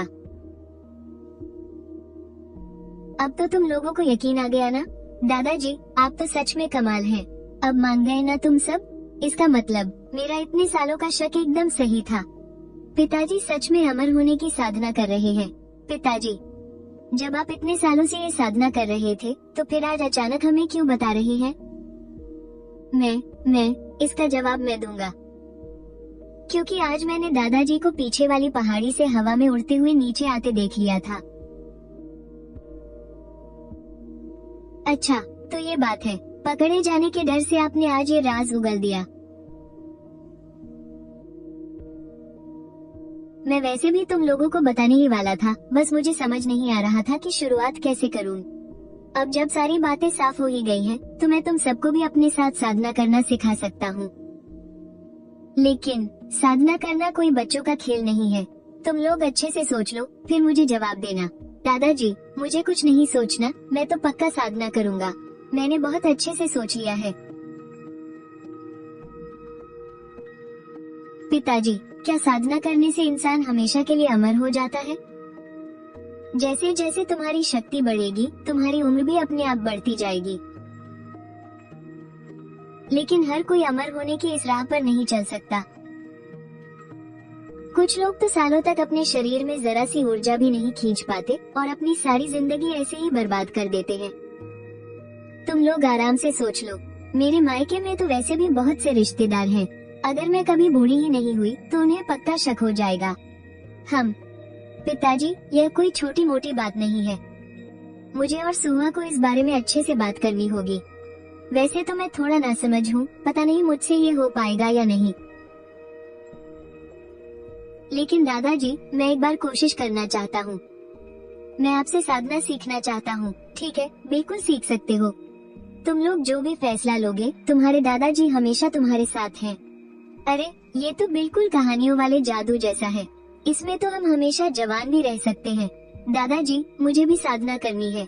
मैं ऐसा सुनहरा मौका बिल्कुल नहीं छोड़ सकती। ये छोटी शैतान, मुझे पक्का यकीन है कि इसे बस अपनी जवानी बरकरार रखने की पड़ी है। खैर, चूंकि तुम तीनों बच्चे साधना करना चाहते हो, तो चलो पहले तुम्हारी आध्यात्मिक जड़ की जांच कर लेते हैं। अरे, हवा में से चीजें कैसे निकाल ली? पिताजी, ये आपका कौन सा नया जादू है? कोई जादू नहीं, ये तो बस एक जादुई स्टोरेज है। आगे चलकर तुम लोगों के पास भी ये होगा। तो बताओ, पहले कौन जांच करेगा? मैं तो सबसे छोटा हूँ, पहले बड़े भैया को करने दीजिए। क्या होगा अगर मुझ में कोई टैलेंट ही ना हो और मैं कभी साधना ही ना कर पाऊँ? डरो मत बच्चे, बस अपना हाथ इस पर रख दो। ठीक है, जो होगा देखा जाएगा। अगर मैं साधना नहीं भी कर पाया, तो भी दादाजी तो मेरी रक्षा करेंगे ही। स्वर्ण तत्व, तुम्हारी योग्यता ठीक ठाक है। बहुत बढ़िया मेरे बच्चे। दादाजी, क्या ये स्वर्ण तत्व बहुत ताकतवर होता है? क्या ये अच्छा है? हजारों लोगों में से किसी एक के पास ही ऐसी आध्यात्मिक जड़ होती है, और सिर्फ एक तत्व का होना तो बहुत ही शानदार बात है। अगर एक से ज्यादा तत्व हो तो साधना और मुश्किल हो जाती है, क्योंकि देवता बनने के लिए उन सभी को चरम तक पहुंचाना पड़ता है। अब मेरी बारी, जल्दी देखिए मेरा कौन सा तत्व है। 100% जल तत्व। ये कैसे मुमकिन है? ये तो एकदम शुद्ध आध्यात्मिक जड़ है। बेहतरीन जल तत्व। शुक्र है कि हम धरती पर हैं। अगर ये कोई और दुनिया होती तो लोग कब का इसे अपनी ताकत बढ़ाने का औजार बना लेते। मैं अपनी पोती को कभी भी वो दर्द नहीं सहने दूंगा। मैं हर हाल में उसकी रक्षा करूंगा। जल तत्व, और वो भी एकदम बेहतरीन। मैं भी आध्यात्मिक जड़ वाली बन गई। बहुत बढ़िया। अब मैं भी साधना कर सकती हूँ, चाहे हम धरती पर हो या किसी और दुनिया में। मुझे इसकी आंखों की ये चमक हर हाल में बचानी होगी। अब मेरी बारी है, मेरी बारी। आखिरकार मेरा नंबर आ ही गया। अरे दादाजी, इसमें तो कुछ भी नहीं दिख रहा। क्या मेरे अंदर कोई आध्यात्मिक जड़ नहीं है? हा। बहुत खूब। आखिर तू पोता किसका है? यूफान का। मेरे शेर, तूने तो कमाल कर दिया। दादाजी, क्या मेरे अंदर भी आध्यात्मिक जड़ है? हा। मैंने तो सपने में भी नहीं सोचा था कि करोड़ों सालों में एक बार दिखने वाला परम तत्व हमारे ही घर में 2 लोगों के पास होगा। परम तत्व? दादाजी, क्या मेरे पास परम तत्व है? और वो दूसरा इंसान कौन है? और वो दूसरा इंसान कोई और नहीं, तेरा दादा ही है। मेरी आध्यात्मिक जड़ें बिल्कुल दादाजी जैसी हैं। ये तो बहुत ही कमाल है। स्वर्गीय जड़ें बेहद शुद्ध होती हैं, इसलिए इनका कोई रंग नहीं होता। तुम अपनी मर्जी से 5 तत्वों में से किसी का भी अभ्यास कर सकते हो। इसके अभ्यास की गति बाकी जड़ों से कहीं ज्यादा तेज है। ये सच में एक बेहतरीन जड़ है। तो इसका मतलब यह एक बहुत ही शानदार जड़ है। ये तो बहुत बढ़िया बात है। आगे चलकर मैं भी दादाजी की तरह ताकतवर बनूंगा। बहुत बहुत बधाई हो मेरे छोटे भाई। तुम तो हमारे परिवार के छोटे जीनियस हो। सच में बहुत होशियार। अब आगे चलकर तुम्हें अपनी इस बड़ी बहन का भी ध्यान रखना होगा। हमारे तीनों बच्चों के पास आध्यात्मिक जड़ें हैं। बस यह नहीं पता कि मेरी किस्मत में ये सौभाग्य है या नहीं। आओ जियाकी, तुम भी आकर कोशिश करो। पिताजी, मैंने अभी तक सोचा नहीं है कि मुझे ये सीखना है या नहीं। कोई बात नहीं, तुम और सुहुआ दोनों एक बार कोशिश करके तो देखो। अगर तुम अमरता का अभ्यास नहीं करना चाहते तो एक आम इंसान बनकर रहना भी ठीक है। तुम लोग जो भी रास्ता चुनोगे, तुम्हारे पिताजी हमेशा तुम्हारे साथ हैं। एक आम इंसान बनकर भी तुम लोग हमेशा सबसे ऊपर ही रहोगे। ये सुनकर मुझे तसल्ली मिली। लाओ, मैं भी एक बार देख ही लेता हूँ। अरे यह क्या है? कहीं ये जांचने वाली मशीन खराब तो नहीं हो गई? ये तो बिजली का तत्व है। बिजली का तत्व हमले के मामले में बेहद खतरनाक और ताकतवर होता है। अभ्यास के लिए भी यह एकदम उच्च श्रेणी का है। लेकिन हाँ, तुम्हें अभ्यास करना है या नहीं, ये पूरी तरह तुम्हारा फैसला है।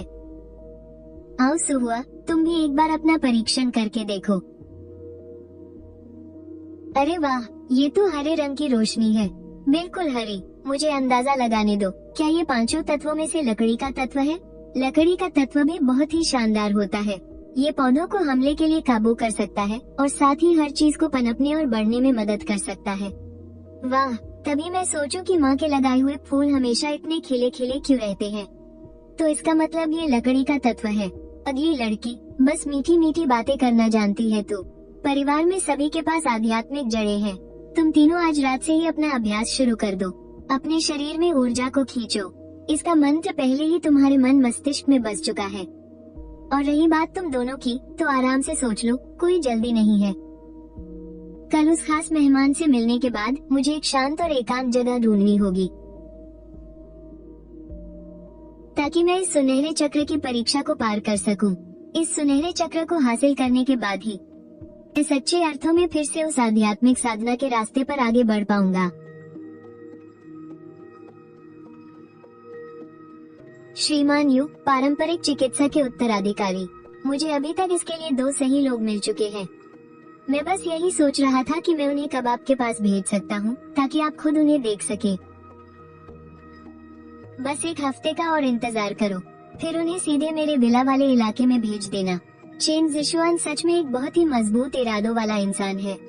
ऐसा जज्बा मिलना बहुत मुश्किल है। भले ही वो बिस्तर पर पड़ा है और ठीक से बोल नहीं सकता, लेकिन फिर भी उसने खून की जांच में पूरा सहयोग दिया है। आज इस अस्पताल की सुरक्षा इतनी कड़ी है कि एक मक्खी भी अंदर नहीं जा सकती।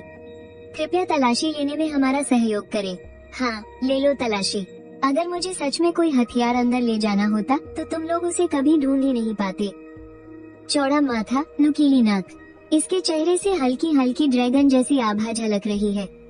जैसा किताबों में पढ़ा था, ये तो सच में एक बहुत बड़ी हस्ती है और इन्होंने खुद आगे बढ़कर हाथ मिलाया।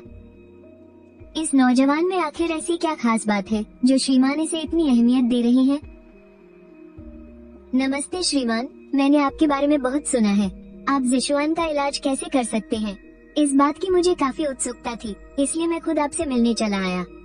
आप मुझे शर्मिंदा कर रहे हैं श्रीमान। किसी बीमार का इलाज करना और जान बचाना तो मेरा फर्ज है। शुरुआत में जो लोग जिशुआन के संपर्क में आए थे, वे सभी बीमार पड़ गए। क्या आपके पास इस परेशानी का कोई उपाय है? ये चमत्कारी रस है, इसे पानी में डालकर पी लीजिए। सिर्फ 15 मिनट में शरीर से वायरस गायब। क्या वाकई इतनी चमत्कारी दवा हो सकती है? क्या ये सच में इतनी जल्दी वायरस खत्म कर सकती है? इस दवा का कोई अता पता नहीं है। मैं सर को इसे सीधे छूने नहीं दे सकता, मुझे थोड़ा सावधान रहना होगा। ये सेक्रेटरी काफी समझदार है। यू परिवार के पास वैसे भी ताकत की कमी है, मुझे कुछ और दांव लगाने होंगे। ये जादुई गोली सब कुछ पूरी तरह से ठीक कर देगी। सर, आपकी अभी की जो हालत है, देखने में तो आप बिल्कुल फिट लगते हैं, लेकिन लंबे समय की थकान से आपके शरीर की ताकत अब जवाब दे रही है। क्या इस दवा पर रिसर्च की जा सकती है? मैं सिर्फ अपने बारे में नहीं सोच सकता, इसमें मौजूद कई जड़ी बूटियां बहुत ही दुर्लभ है। मुझे डर है कि इसे बड़ी मात्रा में बनाना नामुमकिन होगा। अच्छा, ऐसा है, फिर तो ये बड़े अफसोस की बात है। एक गोली आप रिसर्च के लिए रख लीजिए, मैंने इसका फॉर्मूला भी लिख दिया है। आप मुझे कभी भी कॉल कर सकते हैं। आपका बहुत बहुत शुक्रिया, हमारे देश में आप जैसे महान वैद्य का होना सच में हमारे देश का सौभाग्य है। ये दवा न सिर्फ वायरस का खात्मा करती है, बल्कि हमें एक ऐसा फॉर्मूला मिल गया है जो लोगों का भला करेगा। ये सच में अनमोल है। सर, आप मुझे शर्मिंदा कर रहे हैं, ये तो बस मेरा फर्ज था। मिस्टर यू, बड़े बड़े महात्मा अपने ज्ञान को छुपा कर रखते हैं, फिर आप ये जादुई फॉर्मूला देने को क्यों तैयार हो गए? दुश्मनों ने हमारे देश में जहर फैलाकर हमारे देश के सम्मान को ठेस पहुंचाई है।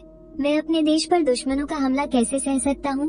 वाह, इनके दिल में अपने देश के लिए कितना सच्चा प्यार है। ये बहुत भावुक करने वाला है। बच्चे भी पूरी मेहनत से अपनी ट्रेनिंग कर रहे हैं। जियाचिंग, मैं तपस्या करने के लिए कहीं और जा रहा हूँ।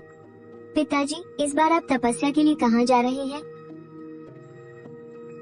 छांगबाई पहाड़ को हमेशा से ही स्वर्ग कहा जाता है, वहाँ जरूर बहुत शांति होगी, तो मैं वहीं जाऊंगा। पिताजी, छांगबाई पहाड़ अब एक बहुत बड़ी टूरिस्ट जगह बन चुका है, वहाँ हर दिन भारी भीड़ होती है, इससे आपकी तपस्या जरूर भंग होगी। अब पहले वाला समय नहीं रहा। तो क्या तुम्हें किसी ऐसे पहाड़ के बारे में पता है जहाँ कोई आता जाता न हो?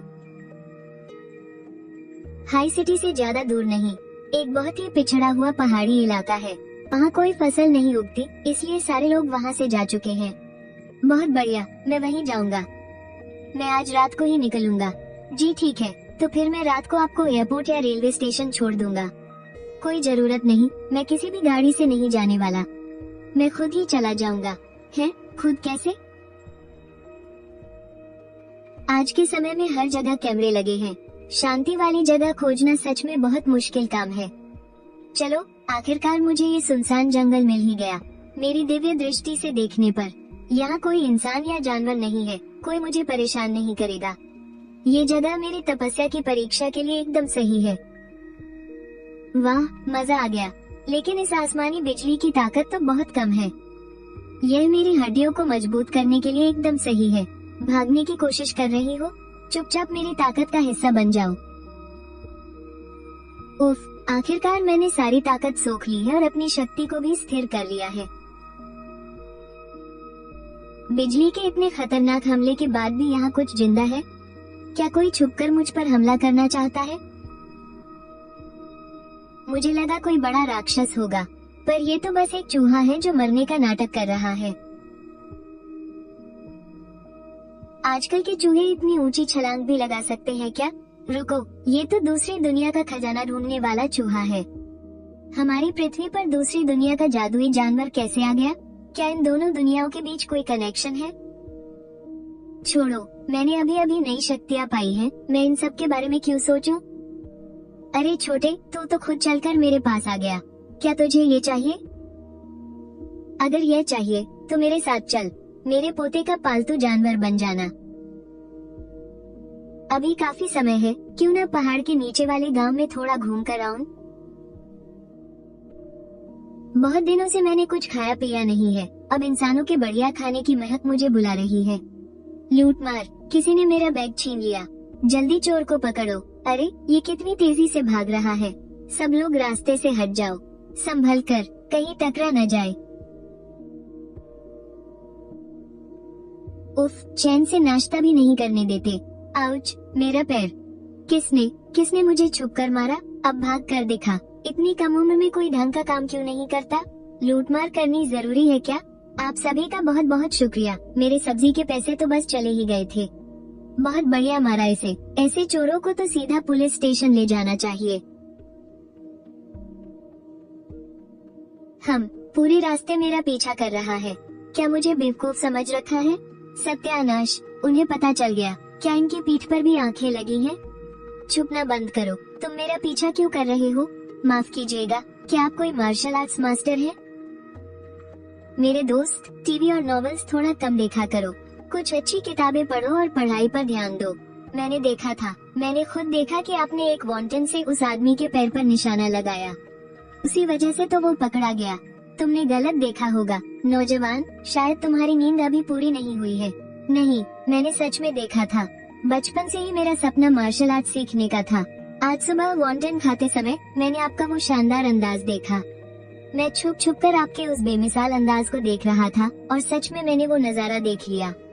छुपकर वार करने की कला। आप तो कोई महान उस्ताद हैं। आजकल जमाना ही बदल गया है। हैंडसम लोगों को हर कोई घूरता रहता है। आज मुझे भी इसका एहसास हो गया। उस्ताद जी, कृपया मुझे अपना शिष्य बना लीजिए। मैं ऐसे ही किसी को अपना शिष्य नहीं बनाता। मेरा शागिर्द बनने के लिए तुम्हारे अंदर कुछ खास बात और बेहतरीन काबिलियत होनी चाहिए। वाह, क्या बात है। आपने तो अंदरूनी शक्ति भी जगा ली है।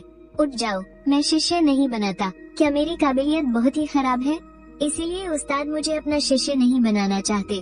ऐसा नहीं है, तुम जैसा सोच रहे हो मैं वैसा कोई मास्टर नहीं हूँ। और फिलहाल मेरा किसी को सिखाने का कोई इरादा भी नहीं है। सिर्फ फिलहाल के लिए। इसका मतलब भविष्य में आप मुझे अपना शिष्य बना सकते हैं, है ना? भविष्य के बारे में कौन बता सकता है?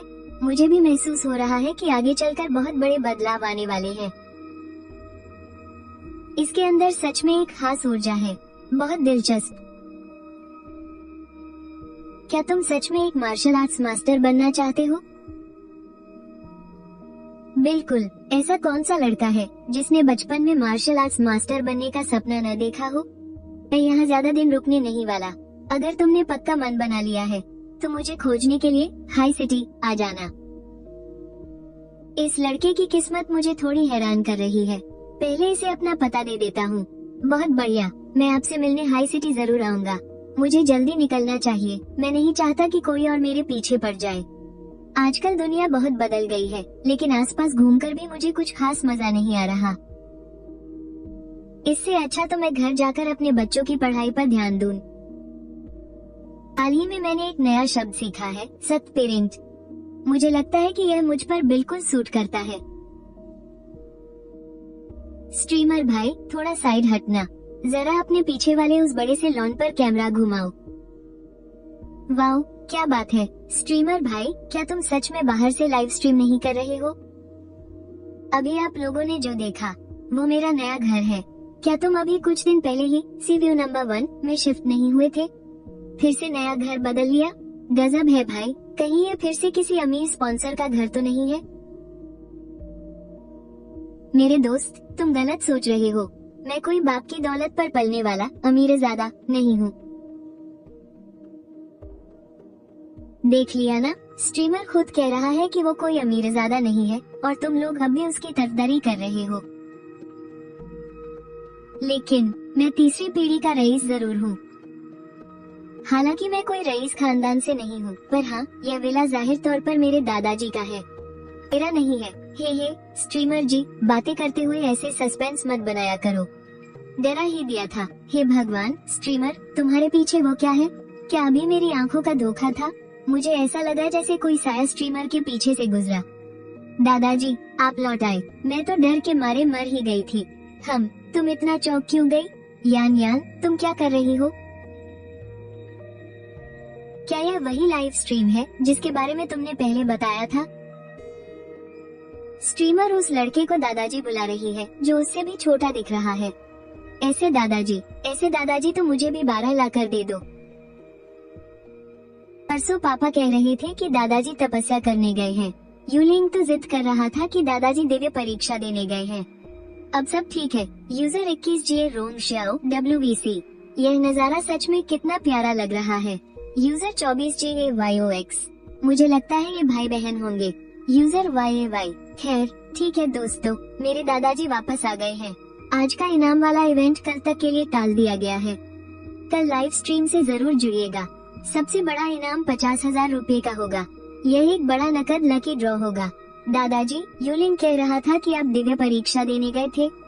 सच में? अरे यान, तुमने अब तक अपने शरीर में ऊर्जा को जागृत नहीं किया।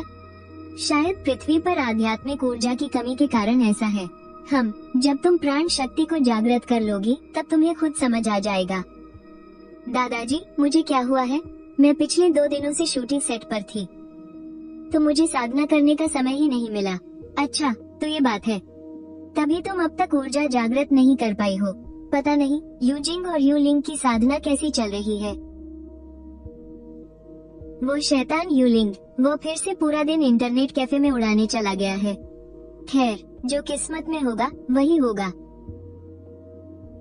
जब दूसरी दुनिया की इन जड़ी बूटियों की फसल तैयार हो जाएगी तो मैं भारी मात्रा में बुनियादी दिव्य औषधियाँ बनाऊंगा। इनसे इस नीले ग्रह को बहुत फायदा होगा। दादाजी, मैंने आपके बताए तरीके से साधना की। मुझे अपने शरीर में एक ऊर्जा बहती हुई महसूस हो रही है। मैं आपसे पूछना चाहता था, क्या मैं इसमें सफल हो गया हूँ? इसकी क्षमता तो औसत ही है, लेकिन ये सबसे पहले सफल हो गया।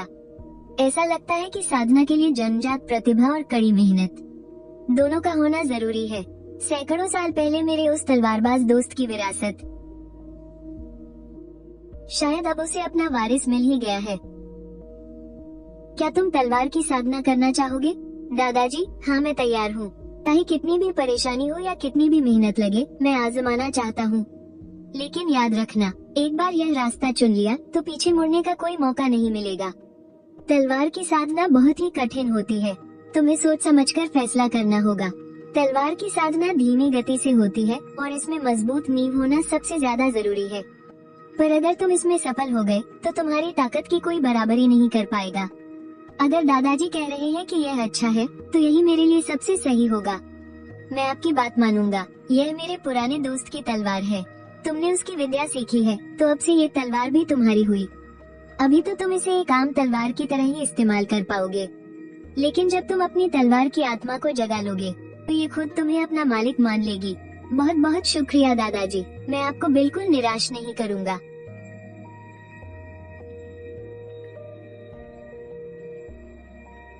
दादाजी, इस स्वर्ण तलवार विद्या का पहला कदम अपने शरीर को लोहे जैसा मजबूत बनाना है।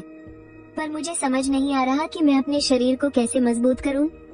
हाँ, यह कोई साधारण कसरत नहीं है। इसके लिए खास जड़ी बूटियों और शरीर को लगातार तपाने की जरूरत होती है। आओ, मैं तुम्हारे लिए शारीरिक साधना का एक बुनियादी रूटीन बनाता हूँ। हम अभी से शुरू करेंगे। तुम्हें हर दिन इस विला के चारों ओर 5 चक्कर लगाने होंगे। क्या? ये तो पूरे 20 किलोमीटर है। रास्ते में भागते भागते मेरी तो जान ही निकल गई थी। दादाजी कहते हैं कि ये मेरी बॉडी की लिमिट के हिसाब से तय किया गया है। भले ही मुझे लगे कि ये नहीं हो सकता, फिर भी मुझे हिम्मत करके इसे पूरा करना ही होगा। उफ, 2 घंटे से ज्यादा दौड़ने के बाद आखिरकार ये खत्म हुआ। अब आगे तलवार चलाने की प्रैक्टिस करनी है। और भाई, हथियार तो किसी का सगा नहीं होता। वो असली तलवार तो एकदम पैनी है। उसे देखकर ही डर लग रहा है। फिलहाल एक छोटी लकड़ी का इस्तेमाल करना ही सेफ रहेगा, चाहे वो दौड़ना हो या फिर तलवार चलाना। बस उसे बता दो कि क्या करना है और वो पूरी जी जान लगाकर अपना काम पूरा कर ही लेगा। गुड आफ्टरनून दोस्तों, आज मैंने आप सबको पूरा विला दिखाने का वादा किया था। कल का टास्क तो पूरा करना ही है। मैंने भी बॉस से वादा किया है कि मैं एकदम मन लगाकर स्ट्रीम करूंगी और मैं अपना वादा बिल्कुल नहीं तोड़ूंगी। अरे जरा उधर तो देखिए।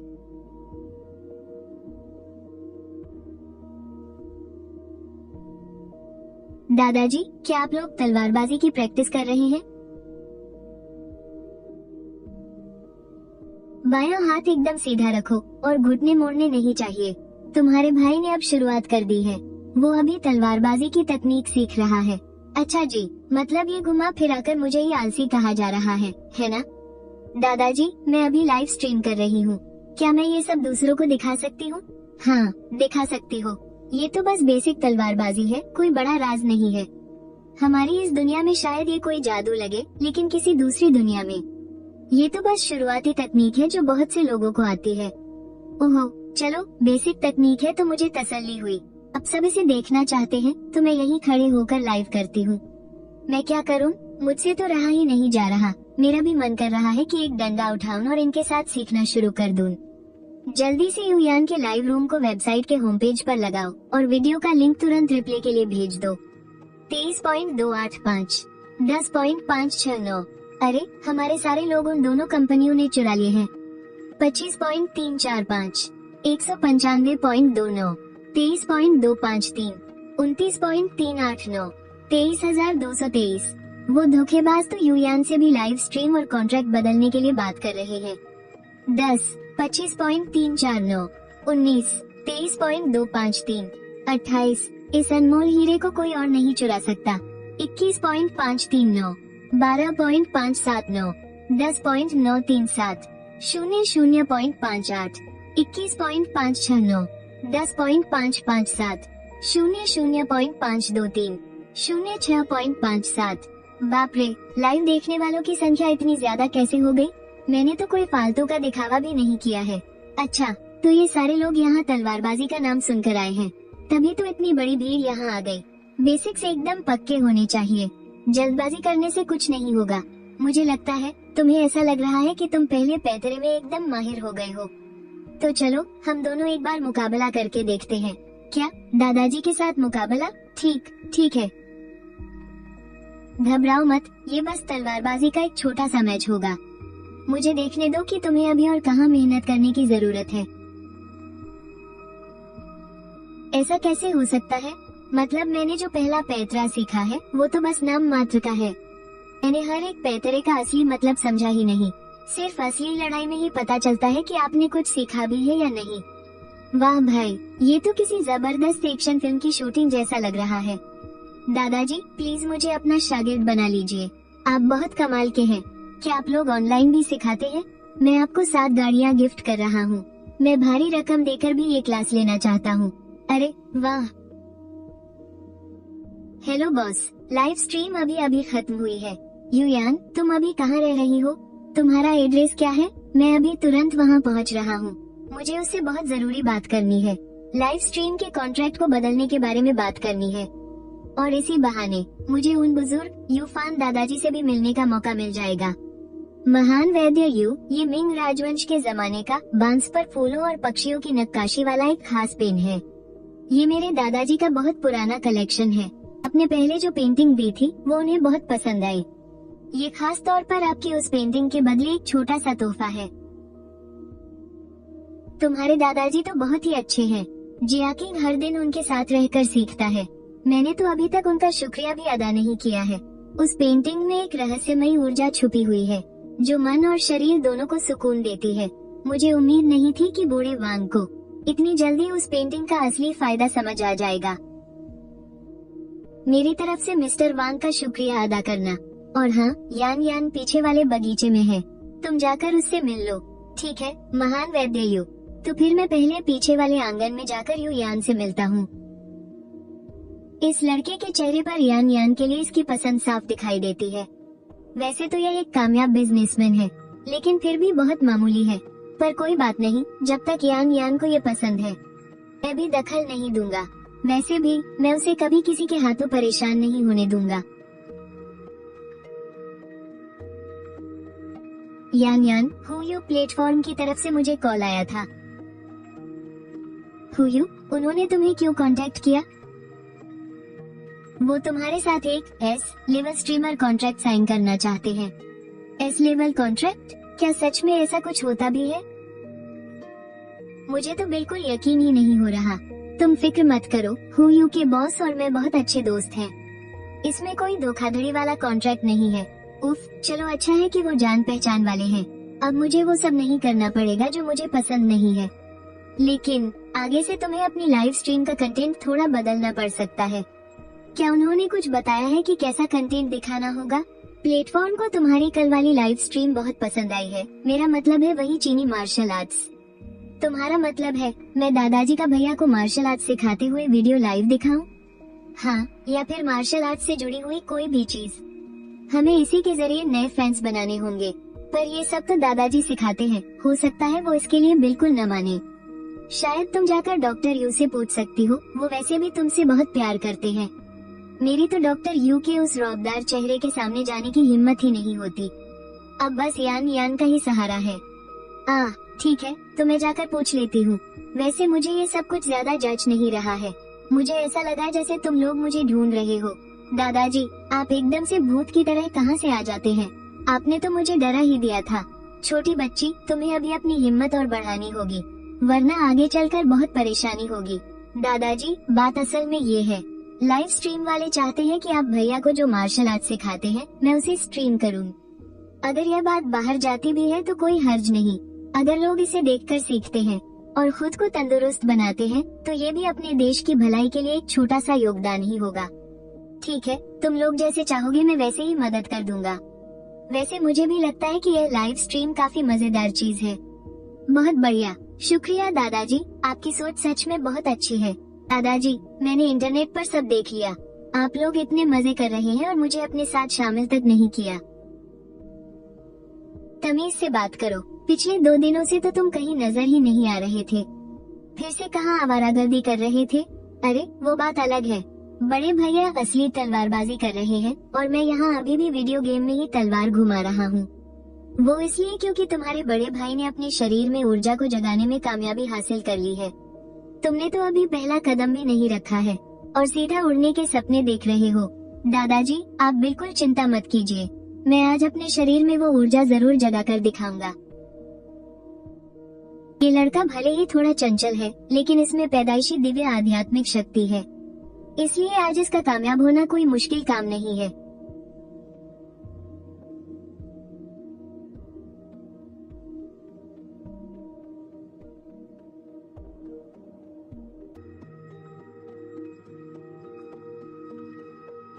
हो गया। दादाजी, मैं कामयाब हो गया। मैंने भी पहला पड़ाव पार कर लिया है। क्या अब मैं भी बड़े भैया की तरह वही तलवारबाजी सीख सकता हूँ? वो सिर्फ एक मामूली तलवारबाजी है। तुम्हारे बड़े भाई की आध्यात्मिक शक्ति उस तकनीक के लिए एकदम सही है। लेकिन तुम भी मेरी ही तरह दिव्य आध्यात्मिक शक्ति वाले इंसान हो। मैं तुमसे बस ये पूछना चाहता हूँ कि क्या तुम मेरा दिव्य दृष्टि का रहस्यमयी ग्रंथ सीखने की हिम्मत रखते हो? सच में, मैं बिल्कुल दादाजी जैसा ज्ञान सीखना चाहता हूँ। इस तकनीक को काबू करना बहुत ही मुश्किल है। मेरे पास और भी कई बेहतरीन और पूरी तरह से सुरक्षित तकनीकें हैं, जो तुम्हें बिना किसी खतरे के मोक्ष तक पहुँचा देंगी। क्या तुम अपना इरादा बदलना चाहते हो? मैं अपना इरादा नहीं बदलूंगा, मुझे सिर्फ सबसे ताकतवर विद्या ही चुननी है। अमर होने की यह साधना तो वैसे भी अपनी किस्मत को चुनौती देना ही है। मेरी किस्मत मेरे हाथ में है, भगवान के नहीं। बिना लड़े कैसे मान लूं कि मैं हार जाऊंगा? बहुत बढ़िया लड़के, बिल्कुल मेरी जवानी की याद दिला दी। मैंने तुम्हें साधना का तरीका बता दिया है, जाओ और अभ्यास करो।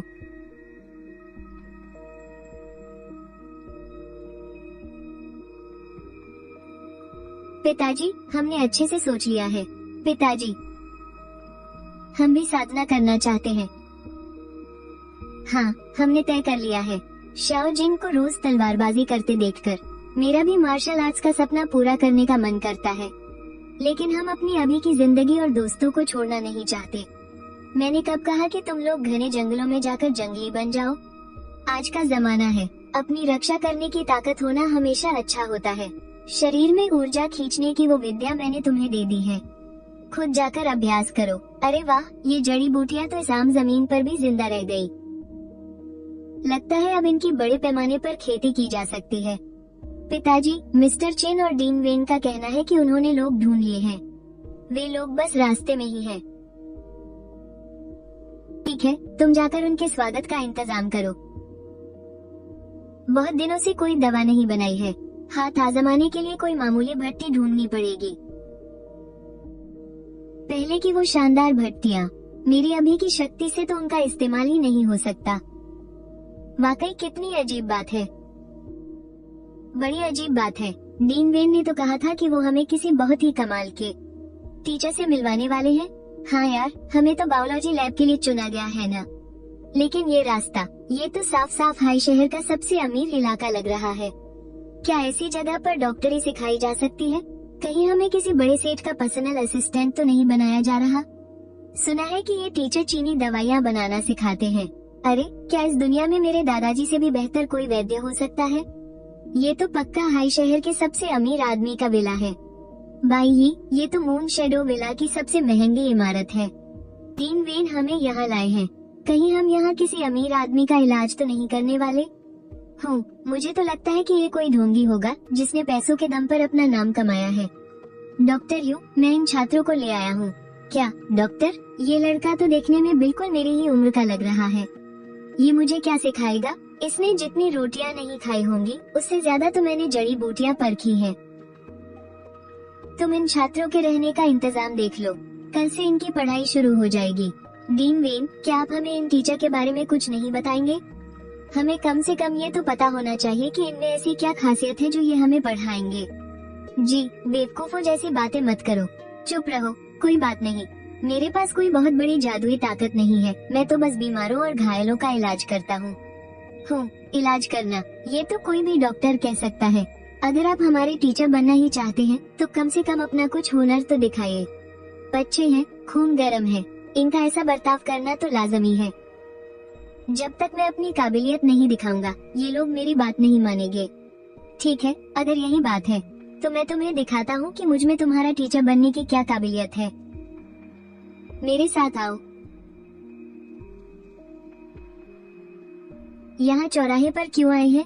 कहीं ये सबके सामने किसी का इलाज करके खुद को साबित तो नहीं करना चाहता? मुझे तो लगता है इसने पक्का पहले से ही किसी नकली मरीज को पैसे देकर बिठा रखा होगा। तुम सब चुप रहो। नमस्ते, माफ कीजिएगा, क्या मैं आपके पैर देख सकता हूँ? ये नौजवान देखने में कोई आम इंसान नहीं लगता। इसकी आंखों में गजब की चमक है। ये पक्का कोई मामूली आदमी नहीं है। बेटा, तुम मेरे इस पैर को देख रहे हो। क्या तुम्हारे पास इसके इलाज का कोई तरीका है या बात कुछ और है? बात दरअसल ये है, मेरे साथ ये कुछ छात्र हैं जो बतौर टीचर मेरी काबिलियत परखना चाहते हैं।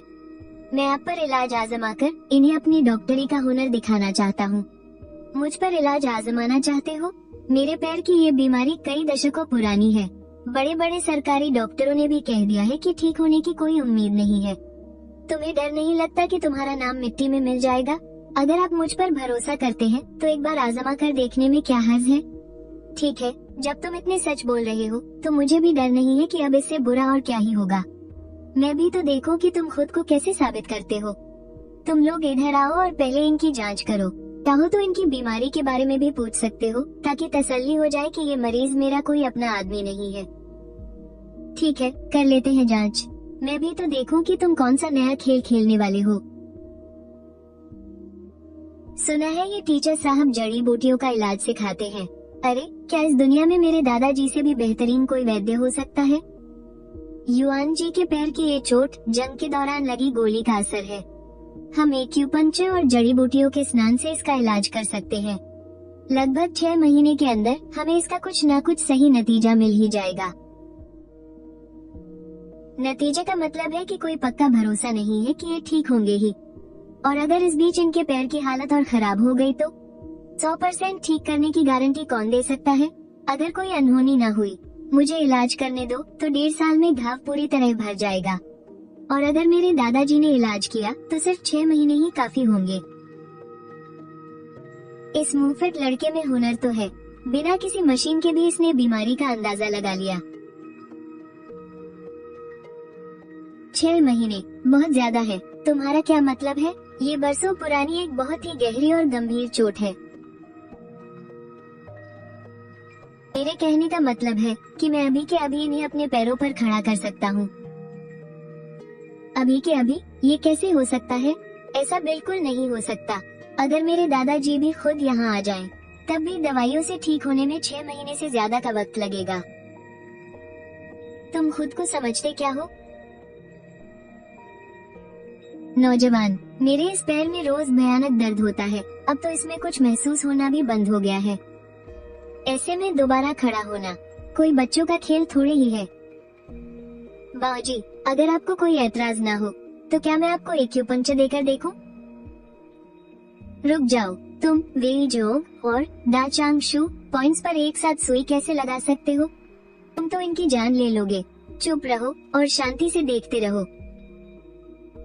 सुइयां अपने आप हिल रही है और उनमें से बिजली भी निकल रही है।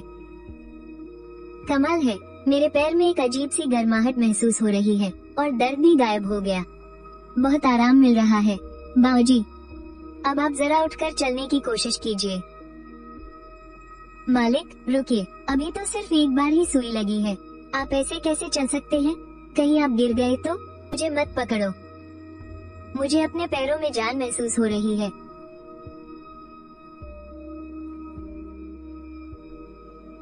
ये तो सच में खड़े हो गए, लेकिन उन दो बंद नसों में एक साथ सुई लगाने से कोई अपने पैरों पर कैसे खड़ा हो सकता है? ये तो सच में मेरे दादाजी से भी कहीं ज्यादा काबिल हैं। अब तो तुम्हें डॉक्टर यू के हुनर पर यकीन हो गया ना? अब से चुपचाप डॉक्टर यू के साथ रहकर काम सीखो और अपना ये फालतू का घमंड अपने पास ही रखो। मैं समझ गया। अभी अभी मैंने जिस तरीके का इस्तेमाल किया था वो एक बहुत ही पुरानी ची थेरेपी है, जिसमें इंसान के शरीर की ऊर्जा से ही खराब नसों को ठीक किया जाता है। मैंने इसके लिए किसी कल्टीवेटर की आध्यात्मिक ऊर्जा का इस्तेमाल नहीं किया। आखिरकार मेरा मकसद इस दुनिया में पुरानी चिकित्सा को बढ़ावा देना है, न कि इन लोगों को कल्टीवेशन सिखाना। हम इन घमंडी लड़कों को आखिरकार समझ आ ही गया कि इस दुनिया में एक से बढ़कर एक धुरंधर मौजूद है। मैंने अपनी सारी इज्जत दांव पर लगाकर इनसे मदद मांगी है, तुम लोगों के मजे लेने के लिए नहीं। शुक्रिया, सच में तुम्हारा बहुत बहुत शुक्रिया। नौजवान, क्या मेरे इस पैर का, क्या तुम आगे भी मेरा इलाज कर सकते हो? आपके इस पैर को अभी और एक्यूपंक्चर और जड़ी बूटियों के स्नान की जरूरत है। सिर्फ एक हफ्ते में ही आप फिर से पहले की तरह चल सकेंगे। खैर, जब मैंने मदद कर ही दी है, जब मदद कर रहा हूँ तो पूरी ही करूँगा। ये रहा मेरा पता, मून शेडो विला। अरे वाह, क्या इत्तेफाक है, मैं भी उसी विला इलाके में रहता हूँ। महान वैद्य जी, मैं आपसे मिलने जरूर आऊँगा। मिस्टर यू, आपने अनजाने में ही बहुत बड़ी मदद कर दी है। ये हाई शहर के डिप्टी सेक्रेटरी के पिताजी हैं।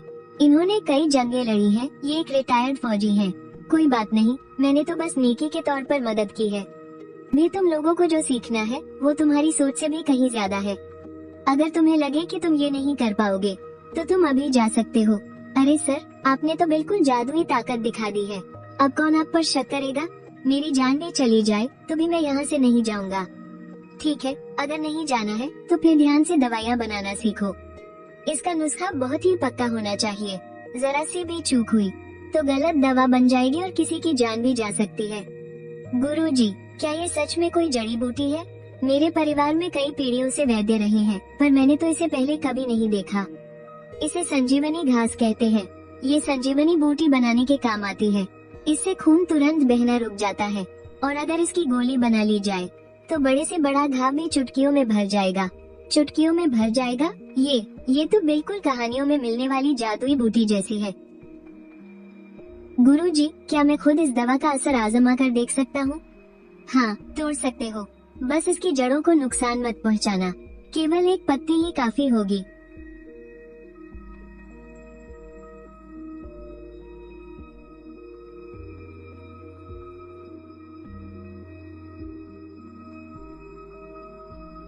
गुरुजी, क्या अब इसे सीधा घाव पर लगाना है? हे भगवान, तुम तो दवा आजमाने के लिए अपनी जान पर ही खेल गए। अरे वाह, इसका असर तो बहुत तेज है। मेरा दर्द तो पलक झपकते ही गायब हो गया। ये तो तब है जब इसका 30% असर खत्म हो चुका है। अगर इसे सीधे गोली बनाई जाए तो इसका असर और भी जबरदस्त होगा। गुरुजी, क्या ऐसी जादुई दवा बनाना बहुत मुश्किल होता है? मुश्किल है भी और नहीं भी। ये तो बस मेरी बनाई हुई एक आम जड़ी बूटी है। अब आगे इसे उगाने की जिम्मेदारी तुम लोगों की है।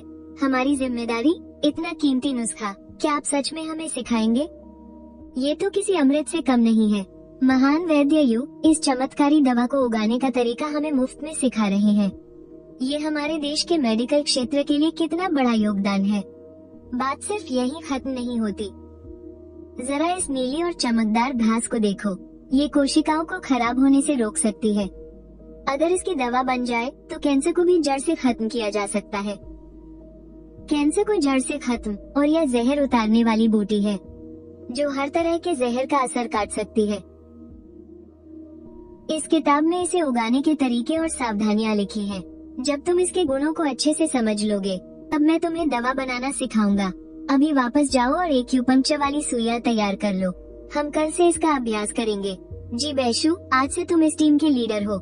मुझे हर हफ्ते की प्रोग्रेस रिपोर्ट चाहिए। जी गुरुजी। हाँ बोल दिया ना, बस काफी है। इतना चिल्लाने की क्या जरूरत है, मैं कोई बहरा थोड़ी हूँ। डॉक्टर जी आप आ गए। केयरटेकर ने बताया कि कोई मेरे पिताजी का पैर ठीक कर सकता है। मुझे डर था कि उनकी उम्र का कोई फायदा ना उठा ले, इसलिए मैं तुरंत भाग कर आ गया। कल युआन जी बता रहे थे कि उनके पैर में बहुत दर्द है। मैं बस उन्हें एक्यूपंक्चर देने ही जा रहा था। चलो अंदर चलकर देखते हैं।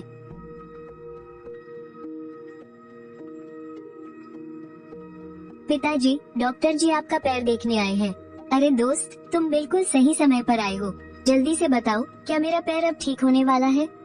युआन जी, मैंने आपसे कहा था ना कि इस पैर को ठीक होने में कम से कम 6 महीने का वक्त लगेगा। आपको ऐसा क्यों लग रहा है कि यह पहले ही ठीक हो गया है? आज मेरी किस्मत अच्छी थी। मुझे पाक में एक बहुत ही महान वैद्य मिले थे। उन्होंने कहा कि अगर मैं कल उनसे एक्यूपंक्चर करवा लूं, तो पैर बिल्कुल ठीक हो जाएगा। बस एक बार एक्यूपंक्चर से ठीक हो जाएगा। युआन साहब, ऐसी अजीबोगरीब और बेतुकी बातों पर लगता है आप किसी ढोंगी के चक्कर में आ गए हैं। डॉक्टर साहब प्लीज जल्दी से मेरे पिताजी को देखिए। कहीं उस आदमी ने पिताजी पर कोई खतरनाक तरीका तो इस्तेमाल नहीं किया?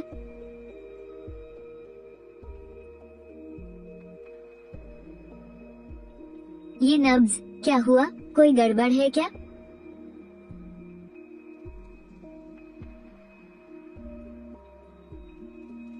कमाल है, इनकी हालत तो सच में बेहतर हो रही है। वो तो होना ही था। मुझे डॉक्टर यू पर पूरा भरोसा है। उनकी काबिलियत का कोई अंदाजा भी नहीं लगा सकता। पापा, सड़क पर चलते हुए कोई भी ऐरा गहरा मिल जाए तो उस पर कैसे भरोसा कर सकते हैं? नहीं, कोई रिस्क नहीं लेना है। हमें अभी अस्पताल जाकर पूरा चेकअप करवाना होगा। मैं भी देखना चाहता हूँ कि आजकल की ये नई मशीनें क्या बताती हैं। चलो साथ चलते हैं। ये तो सच में चमत्कार है। नसें और मांसपेशियां वाकई में ठीक हो रही हैं। पहले से बहुत ज्यादा सुधार है। डॉक्टर यू ने कहा था ना कि अगर मैं उनसे एक्यूपंक्चर और जड़ी बूटियों वाला इलाज लूं, तो 1 हफ्ते के अंदर ही मैं फिर से अपने पैरों पर चलने लगूंगा। 40 साल से लापता, और इनका कोई रिकॉर्ड ही मौजूद नहीं है। और तो और, खुद चीफ ने इनकी खास सुरक्षा के आदेश दिए हैं। चेन साहब ने तो पूरा का पूरा चेन ग्रुप भी उनके बेटे यू जियाकी को सौंप दिया है। लगता है हमें उनके लिए कोई बहुत बड़ा और खास तोहफा तैयार करना पड़ेगा। पापा, कल आपके एक्यूपंक्चर के लिए मैं और जी साहब आपके साथ चलेंगे। मैं भी इस महान इंसान से मिलना चाहता हूँ। ठीक है, लेकिन तमीज से पेश आना, कहीं उन्हें बुरा ना लग जाए। हेलो सेक्रेटरी, शहर के दक्षिणी हिस्से वाली जमीन के सारे खुफिया कागजात तुरंत तैयार करो और चेन ग्रुप के यू जियाकी तक इसकी भनक पहुँचा दो। ये उनसे मिलने का हमारा एक अनमोल तोहफा होगा। हेलो, अरे यार दांगजी, मुझे माफ कर दे भाई, बहुत बड़ी गलती हो गई। मैं तो बिल्कुल भूल ही गया था। भाई तेरा क्या सीन है? हम सब यहाँ चौराहे पर कब से तेरा इंतजार कर रहे हैं। बात हुई थी ना कि तेरे घर चलेंगे। मेरी गलती है भाई, मेरी गलती है। तुम लोग वहीं रहना, कहीं और मत जाना। मैं बस अभी आ रहा हूँ तुम सबको लेने। पापा, मेरे प्यारे पापा, इमरजेंसी है, प्लीज मुझे बचा लो। अपनी कार से मुझे मेरे दोस्तों को पिक करने ले चलो ना। हाथ छोड़ मेरा। मुझे अभी ऑफिस जाकर उस दक्षिण वाली जमीन का मामला भी निपटाना है। तू खुद कैब बुक करके चला जा। अरे पापा, यहाँ तो कोई कैब भी नहीं मिल रही है। बिना ड्राइविंग लाइसेंस वालों की तो कोई इज्जत ही नहीं है। क्या आप सच में मुझे नहीं छोड़ेंगे?